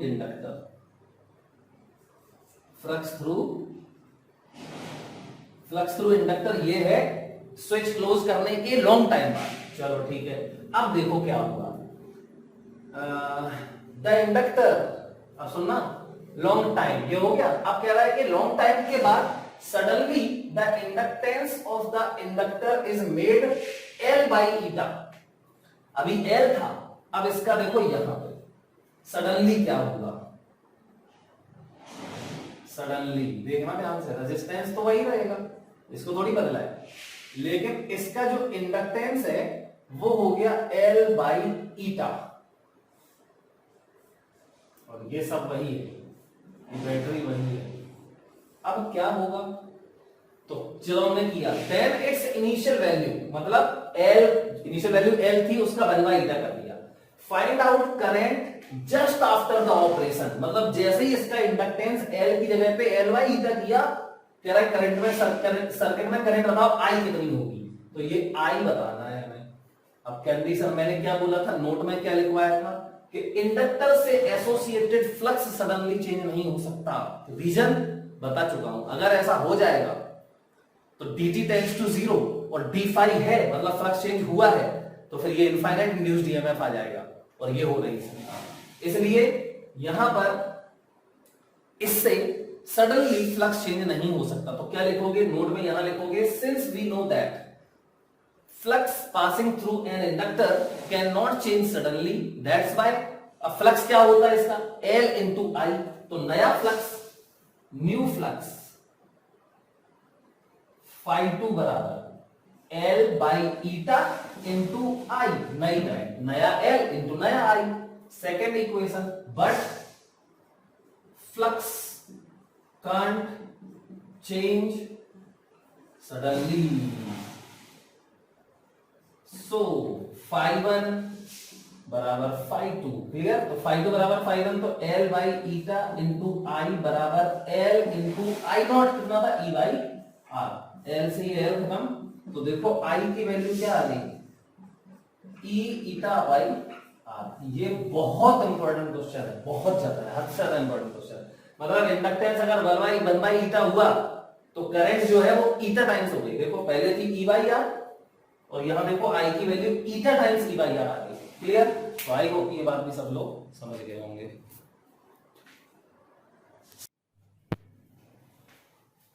देखो बेटा, ये वाली वैल्यूज हम आपको बता चुके थे सीआर सर्किट में भी। 1/e की वैल्यू ये होती है 1/e square 1/e cube, e की वैल्यू 2.7 मैंने तो एक्सपोनेंशियल, ठीक। अब जो हमने एलआर सर्किट पढ़ा है, एलआर सर्किट में हमने ग्रोथ ऑफ करंट पढ़ा था। तो क्या था, एट टी बराबर टी करंट की जनरल इक्वेशन आई थी I equal I not E bracket में 1 minus E raise to minus T R upon L, ये हम लोग पढ़ चुके हैं, ठीक। अब इसमें जो आई नॉट है वो क्या है, एट टी बराबर इन्फिनिटी, मैक्सिमम और स्टेडी करंट बोलते हैं इसको, स्टेडी स्टेट करंट। तो आई नॉट क्या था, इन्फिनिटी टाइम पे इसमें करंट मैक्सिमम हो जाती है, और करंट अगर मैक्सिमम हो गई तो D I by D T zero हो जाएगा, मतलब इसके अक्रॉस, इंडक्टर के अक्रॉस पोटेंशियल डिफरेंस जीरो हो जाएगा, मतलब इसका पूरा पोटेंशियल डिफरेंस ई जो है वो यहाँ चला जाएगा, तो करंट हो जाएगी मैक्सिमम ई बाई आर, ये होती है, ठीक। अब हमें इसका टाइम कांस्टेंट पढ़ना है, इस ग्रोथ वाले सर्किट का टाइम कांस्टेंट। तो देखो ऐसे ही चार्ज, उसमें कैपेसिटर वाले में इक्वेशन आई थी चार्ज की, growth of charge, Q equal Q not bracket में 1 minus E raise to minus T upon tau, वही बिल्कुल सेम इक्वेशन है। देखो I बराबर I not 1 minus E raise to minus T upon tau. अब P R upon L होता है, तो P अपॉन टाउ, मतलब अपॉन में करो अगर, तो ये R को नीचे लेके आ जाओ तो L अपॉन R हो जाएगा, उसको बोल दोगे टाउ। तो यहाँ देखो मैंने इसको लिख दिया L अपॉन R को टाउ, तो इक्वेशन बन रही है हमारी I equal I not bracket में 1 minus E raise to minus T upon tau. अब मुझे इस टाउ को डिफाइन करना है, टाइम कांस्टेंट को डिफाइन करना है, तो मैंने मान लिया कि ये टाइम कांस्टेंट इस टाइम के बराबर है। अब पता कर लेते हैं कि ये कितना टाइम होता है। तो if time t is equal to tau, तो हम देखते हैं क्या होता है इस टाइम पे। तो I बराबर I not 1 minus E raise to, ये t और टाउ बराबर हो गया तो -1, इसको नीचे ले आओगे तो 1 माइनस ई, तो I बराबर आई नॉट और 1 माइनस 1 अपॉन ई की वैल्यू ये लिखी है 0.63, 0.63 पूरी लिखो तो 0.632 होती है, 0.632, क्लियर। चलो चलेगा, लेकिन तो I बराबर हो जाएगा 0.63 आई नॉट। अगर हम परसेंट में लिखना चाहें तो I बराबर 63% ऑफ आई नॉट, अबाउट, लगभग, वैसे देखें तो एग्जैक्टली पूरा होता है 63.2%, लेकिन चलेगा। तो इसका मतलब ये टाइम कांस्टेंट जो है टाउ, ये उस टाइम के बराबर होता है, टाइम कांस्टेंट टाउ उस टाइम के बराबर होता है जितने टाइम में सर्किट में जो करंट है वो जो फाइनली स्टेडी करंट होने वाली है, मतलब मैक्सिमम करंट आई नॉट, उसकी कितनी तक हो जाती है, 63.2% तक बढ़ हो जाती है। मतलब करंट, मैक्सिमम करंट की 63.2% तक जितने टाइम में ग्रो कर जाती है उस टाइम को बोलते हैं टाइम कांस्टेंट। अब सोचो एक टाइम कांस्टेंट में भी 63.2% करंट ग्रो कर गई, अगर दो टाइम कांस्टेंट कर दे हम तो मतलब t की जगह पे मैं क्या लिख दूं 2 टाउ, अगर मैं t की जगह पे 2 टाउ ले ले, एक टाइम कांस्टेंट और गुजार दो, तब क्या होगा। तो इसी में देख लेते हैं। तो i बराबर हो जाएगा I not 1 minus E raise to, अब देखो t की जगह पे माइनस, t की जगह पे 2 टाउ रख दो तो -2 आ जाएगा, -2 क्या रख दिया हमने, इफ t बराबर 2 टाउ, मतलब हमने कितना टाइम गुजरने दिया, दो टाइम कांस्टेंट के बराबर। एक टाइम कांस्टेंट के बराबर गुजरने दोगे तो करंट जो है वो 63.2% ऑफ मैक्सिमम करंट हो जाएगी। अब देखते हैं थोड़ा और टाइम लिया, एक टाइम कांस्टेंट और गुजारा, मतलब टोटल टाइम कितना हो जाएगा 2 टाउ रख दो, तो i बराबर हो जाएगा I not 1 minus 1 upon E square बराबर 1 माइनस 1 अपॉन ई स्क्वायर की वैल्यू 0.86, मतलब 0.86 ऑफ आई नॉट या फिर 86% ऑफ आई नॉट, मतलब दो टाइम कांस्टेंट में 86% करंट पहुंच जाएगी मैक्सिमम करंट की। ठीक, तीन टाइम कांस्टेंट के बाद देखो 95% हो जाएगी, ये वाला आएगा ना तीन टाइम कांस्टेंट के बाद। ऐसे ही चार कांस्टेंट के बाद तो ऑलमोस्ट 100% हो जाएगा, ऑलमोस्ट नहीं तो 99% कुछ ऐसे हो जाएगा। मतलब कि दो चार टाइम कांस्टेंट के बाद ही करंट अपनी मैक्सिमम वैल्यू के बिल्कुल करीब पहुंच जाती है, और थोड़ी सी जो रह जाती है वो इनफाइनाइट टाइम लेती है, इनफाइनाइट टाइम लेती है मैक्सिमम तक पहुंचने में। ठीक, तो टाइम कांस्टेंट क्या होता है, वो टाइम होता है जिस टाइम में करंट 63.2% ऑफ मैक्सिमम करंट तक ग्रो कर जाती है। तो ये हमें ध्यान रखना है, बस इतनी सी रहती है सरफेस की। अब इस पे बेस्ड क्वेश्चन कैसे आता है तो वो देखते हैं हम लोग। तो चलो पहले तो इसका ग्राफ बना लेते हैं, ठीक है।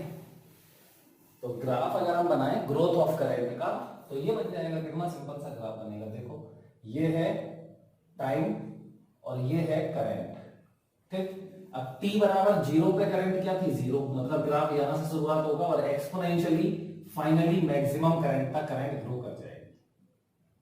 तो ये है मैक्सिमम करंट कितनी, आई नॉट, और ये है टाइम।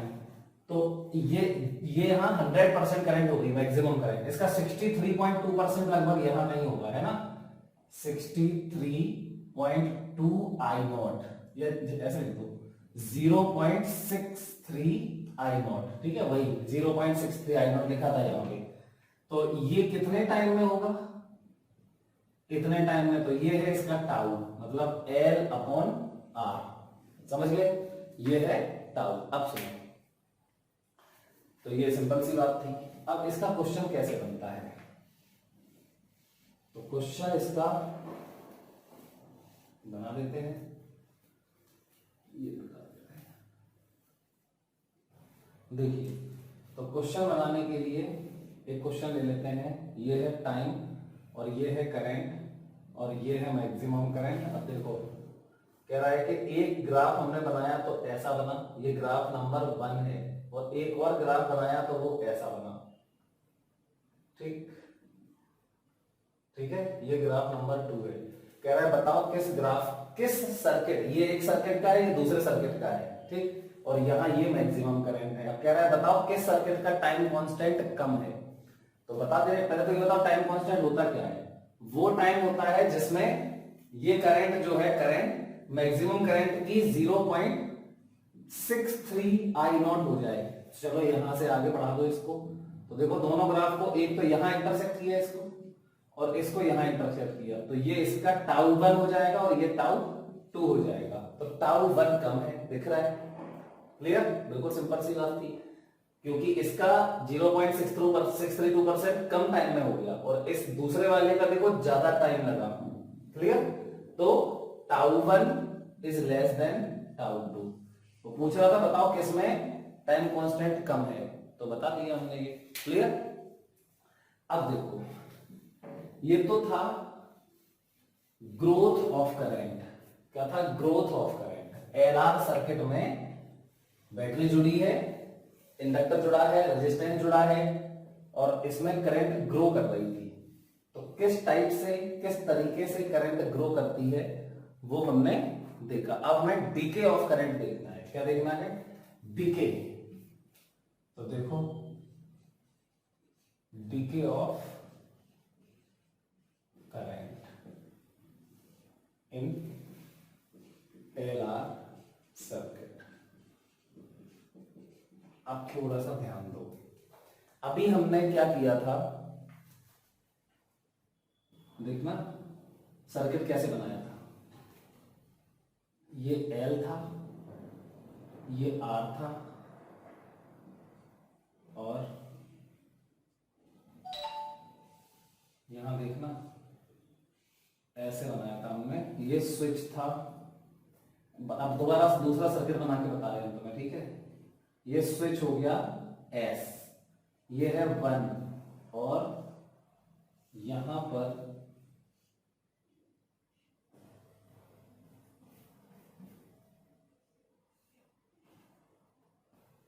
ये बैटरी, EMF E,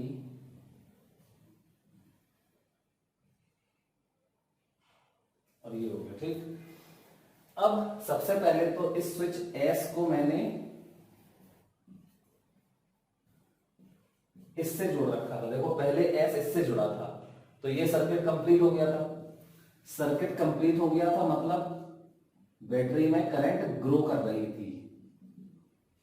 ठीक, ये था। देखो S को अगर 1 से जोड़ दोगे तो बैटरी कनेक्ट हो जाएगी इस सर्किट में, तो करंट इसमें ग्रो होने लगेगी। और वही वैसे ही जो तरीका मैंने बताया था, I बराबर I नॉट ब्रैकेट में 1 minus e raise to minus t upon tau के अकॉर्डिंग टू करंट ग्रो करती करती इनफाइनाइट टाइम पे मैक्सिमम हो जाएगी, स्टेडी करंट हो जाएगी कितनी, I नॉट। क्लियर? ओके, तो I नॉट हो जाएगी। अब ये देखो यहां जोड़ के मैंने करंट को I नॉट कर दिया, मतलब देखो ध्यान से, इसमें करंट I नॉट फ्लो हो रही है, ये I नॉट करंट फ्लो हो रही है। ठीक, क्लियर? इसको जोड़ा हमने, इसको इससे 1 से, तो I नॉट करंट फ्लो हो गई। अब देखो मैंने क्या किया, इसको यहां से हटा के स्विच को यहां जोड़ दिया। ठीक, अब अगर तुमने स्विच को यहां जोड़ दिया तो बैटरी तो देखो लटक रही है बैटरी, तो ये तो बेकार हो गई, कोई मतलब नहीं है इसका, है ना। लेकिन सर्किट में करंट थी I नॉट, जो कि अब धीरे धीरे यहीं पे करंट ऐसे फ्लो होती रहेगी, और करंट इसमें जब फ्लो होगी तो हीट डिसिपेशन होगा, रेजिस्टेंस में ये करंट फ्लो होगी तो हीट डिसिपेशन होगा, है ना। मतलब इसकी जो अब यहां पे हीट डिसिपेशन हो रहा है, वो हीट एनर्जी के फॉर्म में डिसिपेट हो रहा है, हीट एनर्जी डिसिपेशन हो रहा है यहां पे। तो वो एनर्जी आ कहां से रही है, एक्चुअली में इस इंडक्टर के भीतर देखो करंट फ्लो हो रही, तो इसमें अभी एनर्जी होगी, तो इंडक्टर में बताओ एनर्जी कितनी होगी, half L I not square. अभी इंडक्टर में half L I not square energy होगी, और यही धीमे धीमे धीमे धीमे इसमें हीट के फॉर्म में डिसिपेट होती रहेगी होती रहेगी होती रहेगी। और मतलब क्या है, एनर्जी जब इसकी कम हो जाएगी, इसकी एनर्जी कम हो जाएगी, इसका मतलब हाफ एल, ये तो कम होगा नहीं, आई कम होगा, तो इसमें करंट डिके होते धीमे धीमे कम होती जाएगी। और जब इसकी पूरी एनर्जी इसमें हीट के फॉर्म में डिसिपेट हो जाएगी तो आई बराबर 0, इस सर्किट में आई बराबर 0 हो जाएगा। तो ये तो टी बराबर, देखो डिके करवा रहे हैं हम, तो डिके के लिए जब तुमने यहां से स्विच को हटा के यहां जोड़ा तो ये इंस्टेंट होगा टी बराबर 0। ठीक, तो एट टी बराबर 0, एट टी डिके की बात कर रहे हैं, तो डिके में एट टी बराबर 0 करंट कितनी थी, मैक्सिमम थी, क्योंकि पहले ये चार्ज वो स्टेडी करंट यहां जोड़ने पे फ्लो हो चुकी थी, फिर हमने इसको यहां कर दिया टी बराबर 0 पे। अब ये टी बराबर 0 है डिके के लिए। ठीक, तो डिके के लिए टी बराबर 0 पे करंट आई नॉट है, वो क्या चेंज हो जाएगी टी बराबर 0 पे, नहीं हो सकती। क्यों? क्योंकि मैंने बोला था इस इंडक्टर में फ्लक्स सडनली चेंज नहीं हो सकता। तो टी बराबर 0 पे जब तुमने इसको यहां शिफ्ट किया तो जस्ट इसके पहले यहां करंट आई नॉट थी, मतलब इसका फ्लक्स था एल आई नॉट, यहां कनेक्ट किया तो टी बराबर 0 पर ही इसका फ्लक्स चेंज नहीं हो पाएगा। क्लियर? क्योंकि फिर वही, अगर फ्लक्स चेंज हो गया तो डी फाई है और dt टेंडिंग टू 0 है, इसका मतलब इसमें इनफाइनाइट इंड्यूस्ड ईएमएफ आ जाएगा, वो हो नहीं सकता। क्लियर?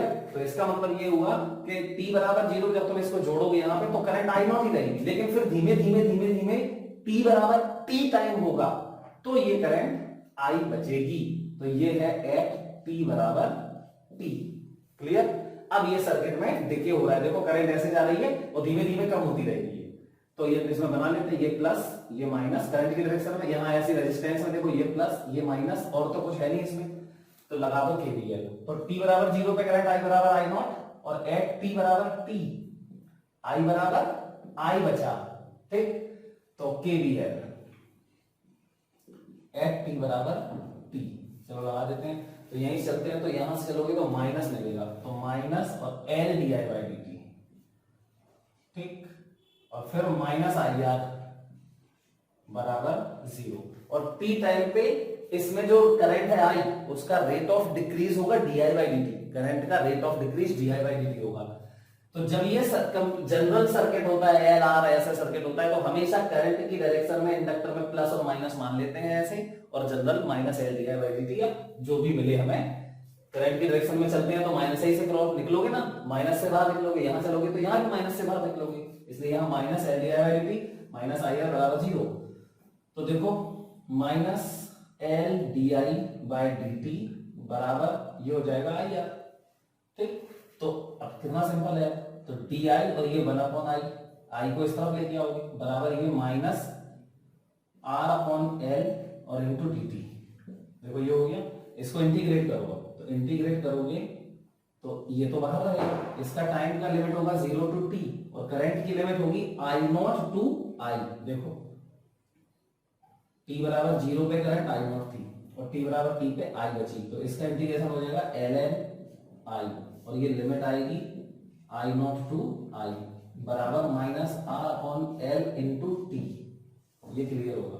अब इसमें लिमिट डाल दो तो ये हो जाएगा ln I minus ln I not, मतलब ln I upon I not. ठीक, ये हो गया और बराबर minus R upon L into t. इसका ln रख दो तो यहाँ e की पावर आ जाएगी, तो e की power minus T R upon L और यहाँ i अपॉन आई नॉट, तो फिर i बराबर हो जाएगा I not E raise to minus T R by L. यहाँ आर बाई एल नहीं, आर बाई एल नहीं, एल बाई आर, आर को नीचे लेना थर्ड नंबर पे, तो हेयर एल बाई आर बराबर टाउ, मतलब time constant, time constant of decay circuit. Decay circuit, ये डिके सर्किट का टाइम कांस्टेंट होगा, जबकि वो पहले ग्रोथ वाले सर्किट का था। तो रख दो यहाँ पे, तो आई बराबर हो जाएगा I not E raise to minus T by tau, और टाउ का ध्यान रखना एल बाई आर ही होता है। टाउ क्या होता है? L by R. तो ये देखो डिके की इक्वेशन रख गई। अब इसमें अगर तुम चाहो तो रख के देख लो, एट टी बराबर 0 रखो, इसमें t बराबर 0 तो e की पावर 1 हो जाएगी, t बराबर 0 रखोगे तो e की पावर 0, e की पावर 0 हो जाएगा 1, तो फिर i बराबर क्या बन जाएगा? i not. अब देखो एट t बराबर इंफिनिटी रखो, तो एट t बराबर इंफिनिटी रखो तो i बराबर i नॉट और ये e की पावर माइनस इंफिनिटी, इसको लेके आओ नीचे तो e की पावर प्लस इंफिनिटी हो जाएगा और उसकी वैल्यू इंफिनिटी होगी, तो i बराबर i नॉट अपॉन इंफिनिटी क्या आ जाएगा? 0। मतलब कि इनफाइनाइट टाइम पे ये करंट 0 हो जाएगी, मतलब डिके होने में भी इनफाइनाइट टाइम लगता है क्योंकि एक्सपोनेंशियल डिके हो रहा है। क्लियर? तो ये हो गया।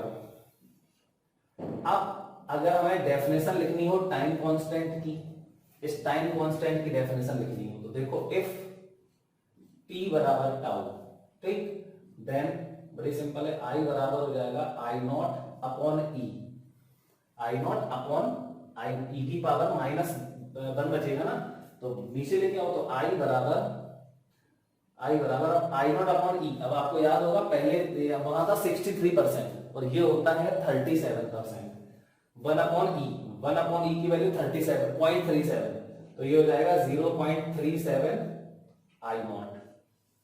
ठीक, मतलब इसकी डेफिनेशन क्या है टाउ की, तो देखो टाउ इस टाइम की टाइम कांस्टेंट की डेफिनेशन है, ये टाइम कांस्टेंट उस टाइम के बराबर होता है टी के, जितने टाइम में करंट जो है डिके वाली सर्किट में करंट जो है वो कितनी बचती है। मैक्सिमम करंट जो पहले थी टी बराबर 0 पे, उसका 0.37% मतलब 37% बची रह जाती है, तो कितनी डिके हो गई?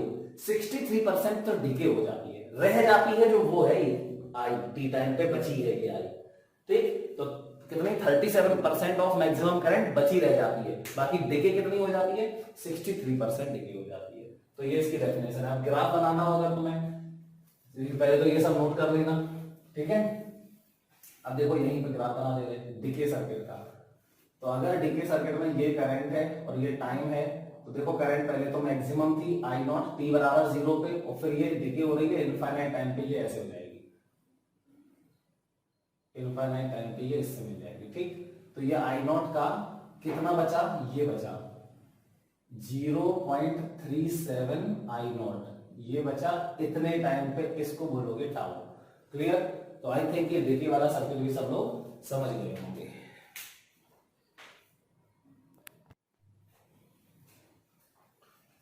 देखिए ये क्वेश्चन है, ये क्वेश्चन हम लोग CR सर्किट में कर चुके हैं, बिल्कुल सेम टू सेम क्वेश्चन। यहाँ इंडक्टर की जगह पे कैपेसिटर था, इतना डिफरेंस था, बाकी सब कुछ यही था, A to Z वही है।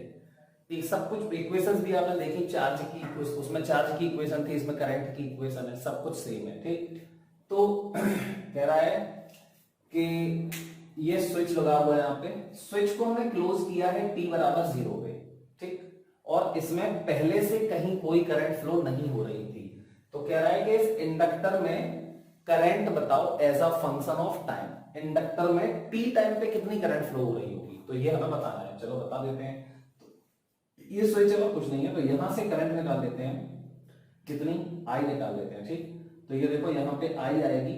अब सबसे पहली बात ध्यान रखा करो कि इसमें इंडक्टर में करंट हमें निकालनी है तो ये सिंगल टर्म होना चाहिए। इसको मान लेते हैं I1, ठीक, और इसको ये वाली आई आ रही थी, यहां I1 चली गई तो ये बची I माइनस I1। ठीक, क्यों? क्योंकि जब हम इसके अक्रॉस इंड्यूस्ड ईएमएफ लिखेंगे तो क्या होता है L D I by D T. तो L D I by D T में D I one upon D T लिख दोगे आराम से। अगर ये वाली I1 तुम यहां भेज देते तो यहां जाती I माइनस I1, तो फिर हमें लिखना पड़ता D by D T I minus I1, तो वो अच्छा नहीं लगता थोड़ा सा, इसलिए हमने ऐसा माना है। क्लियर? अब तो पोलैरिटी बना लो, तो ये प्लस ये माइनस, ये प्लस ये माइनस ऐसे जा रही है ना करंट। ये देखो I1, इसमें ये जा रही है I1, ये प्लस ये माइनस, देखो यहां से I माइनस I1 जा रही है और यहां से I1 आ रही है, तो इसमें आ जाएगी I। ठीक, तो ये प्लस ये माइनस, यहां तो बना हुआ है। ठीक, अब क्या करें हम? केवीएल लगाते हैं। चलो तो पहले तो हम इसमें केवीएल लगाते हैं। देखो ना, A B C D E F, तो A B E F A इसमें लगाते हैं पहले। तो in A B E F ए लगाओ केवीएल, तो कुछ नहीं है। देखो यहां से चलते हैं ऐसे, तो ई ई मिला, फिर यहां से चले तो ये minus I minus I1 into R, तो माइनस I1 इंटू आर, फिर यहां चले तो ये माइनस आई आर बराबर 0। तो E माइनस, देखो माइनस आई आर और ये माइनस आई आर, तो माइनस का 2IR और ये प्लस I1 इंटू आर बराबर 0। क्लियर? ये हमारी फर्स्ट इक्वेशन हो गई। अब देखो, अभी इसमें A B C D E F A इसमें लगाओ बाहर वाले में, तो इसमें ये इंडक्टर का ईएमएफ आ जाएगा। ठीक, तो in A B C D E F A इसमें लगाओ केवीएल, तो ये आ जाएगा फिर से वही प्लस का ई मिलेगा, मिल गया। फिर यहां चले ये प्लस माइनस, तो माइनस क्रॉस किया तो माइनस मिला और L D I by D T, तो minus L D I1 by D T. ठीक, क्योंकि इसमें करंट है I1 तो इसी का तो रेट ऑफ चेंज आएगा। और यहां देखो minus I1 into R, minus I1 into R, फिर यहां चले फिर माइनस IR बराबर 0। अब इसमें हमें निकालना क्या था? मुझे इसमें करंट निकालना है, मतलब I1 निकालना है as a function of time. तो मुझे इस इक्वेशन से किसको हटाना पड़ेगा? I को हटाना पड़ेगा, ये I। तो फर्स्ट इक्वेशन से हटा देते हैं I को। तो फ्रॉम फर्स्ट I बराबर, देखो यहां से I की वैल्यू निकालो, तो ये हो जाएगा E plus I1 into R upon 2R। ठीक, ये आ जाएगा I, यहां डाल दो, तो E minus L D I1 upon D T minus I1 की वैल्यू कुछ नहीं, I1 की वैल्यू I1 है, I1 इंटू आर और माइनस IR, तो I की वैल्यू ये है E plus I1 into R upon 2R और इंटू ये R से ये R खत्म हो गया, ये अपॉन 2 है, अलग अलग कर दो इसको। तो देखो ये हो गया E minus L D I1 upon D T minus I1 into R, minus I1 into R, minus करो मल्टीप्लाई, तो माइनस E बाई 2, देखो ये E बाई 2 और minus I1 into R upon 2। Clear? Minus I1 into R upon 2 ये हो गया। अब देखो माइनस I1 इंटू आर और माइनस I1 इंटू आर ये हो गया माइनस का 3I1 into 3/2 I1 into R, तो ये E माइनस E बाई 2, ये बचा E बाई 2, तो यहां आ गया E by 2 minus 3I1 into R upon 2। देखो E बाई 2, ये E minus E by 2, E by 2 बचा और ये माइनस माइनस माइनस का 3/2 जुड़ गया और minus L D I1 upon D T बराबर 0। अब वही प्रोसेस फिर करना है पूरा। क्या क्या लिख लो यहाँ पे, L D I one upon D T, यही लिखा रहने दो, L D I one upon D I रहने दो, बाकी पूरा मतलब L D I one upon D T को एक तरफ कर दिया है, तो इस तरफ लेके आ गए, तो यहाँ बचा ई माइनस 3i1 r अपॉन 2, यही एलसीएम ले लिया इसका, ठीक। अब एल यहां पे डी आई रहने दो और ये पूरा इस तरफ लेके आओ, तो ये 1 upon E minus 3i1 into R, ये हो गया डी आई बराबर में क्या बचा, देखो 1 अपॉन 2l, ये l यहां आ जाएगा और dt तक पहुंच जाएगा, तो ये हो गया dt। अब क्या करना है, इसको इंटीग्रेट करना है और खत्म क्वेश्चन। तो इंटीग्रेट करोगे तो यहां इंटीग्रेशन आएगा लिमिट 0 टू t, और यहां पे इंटीग्रेशन आएगा इसमें करंट का इंटीग्रेशन, तो इसमें पहले करंट क्या थी 0, तो 0 टू i कितनी है i1, 0 टू i1 बोलोगे इसको, ठीक।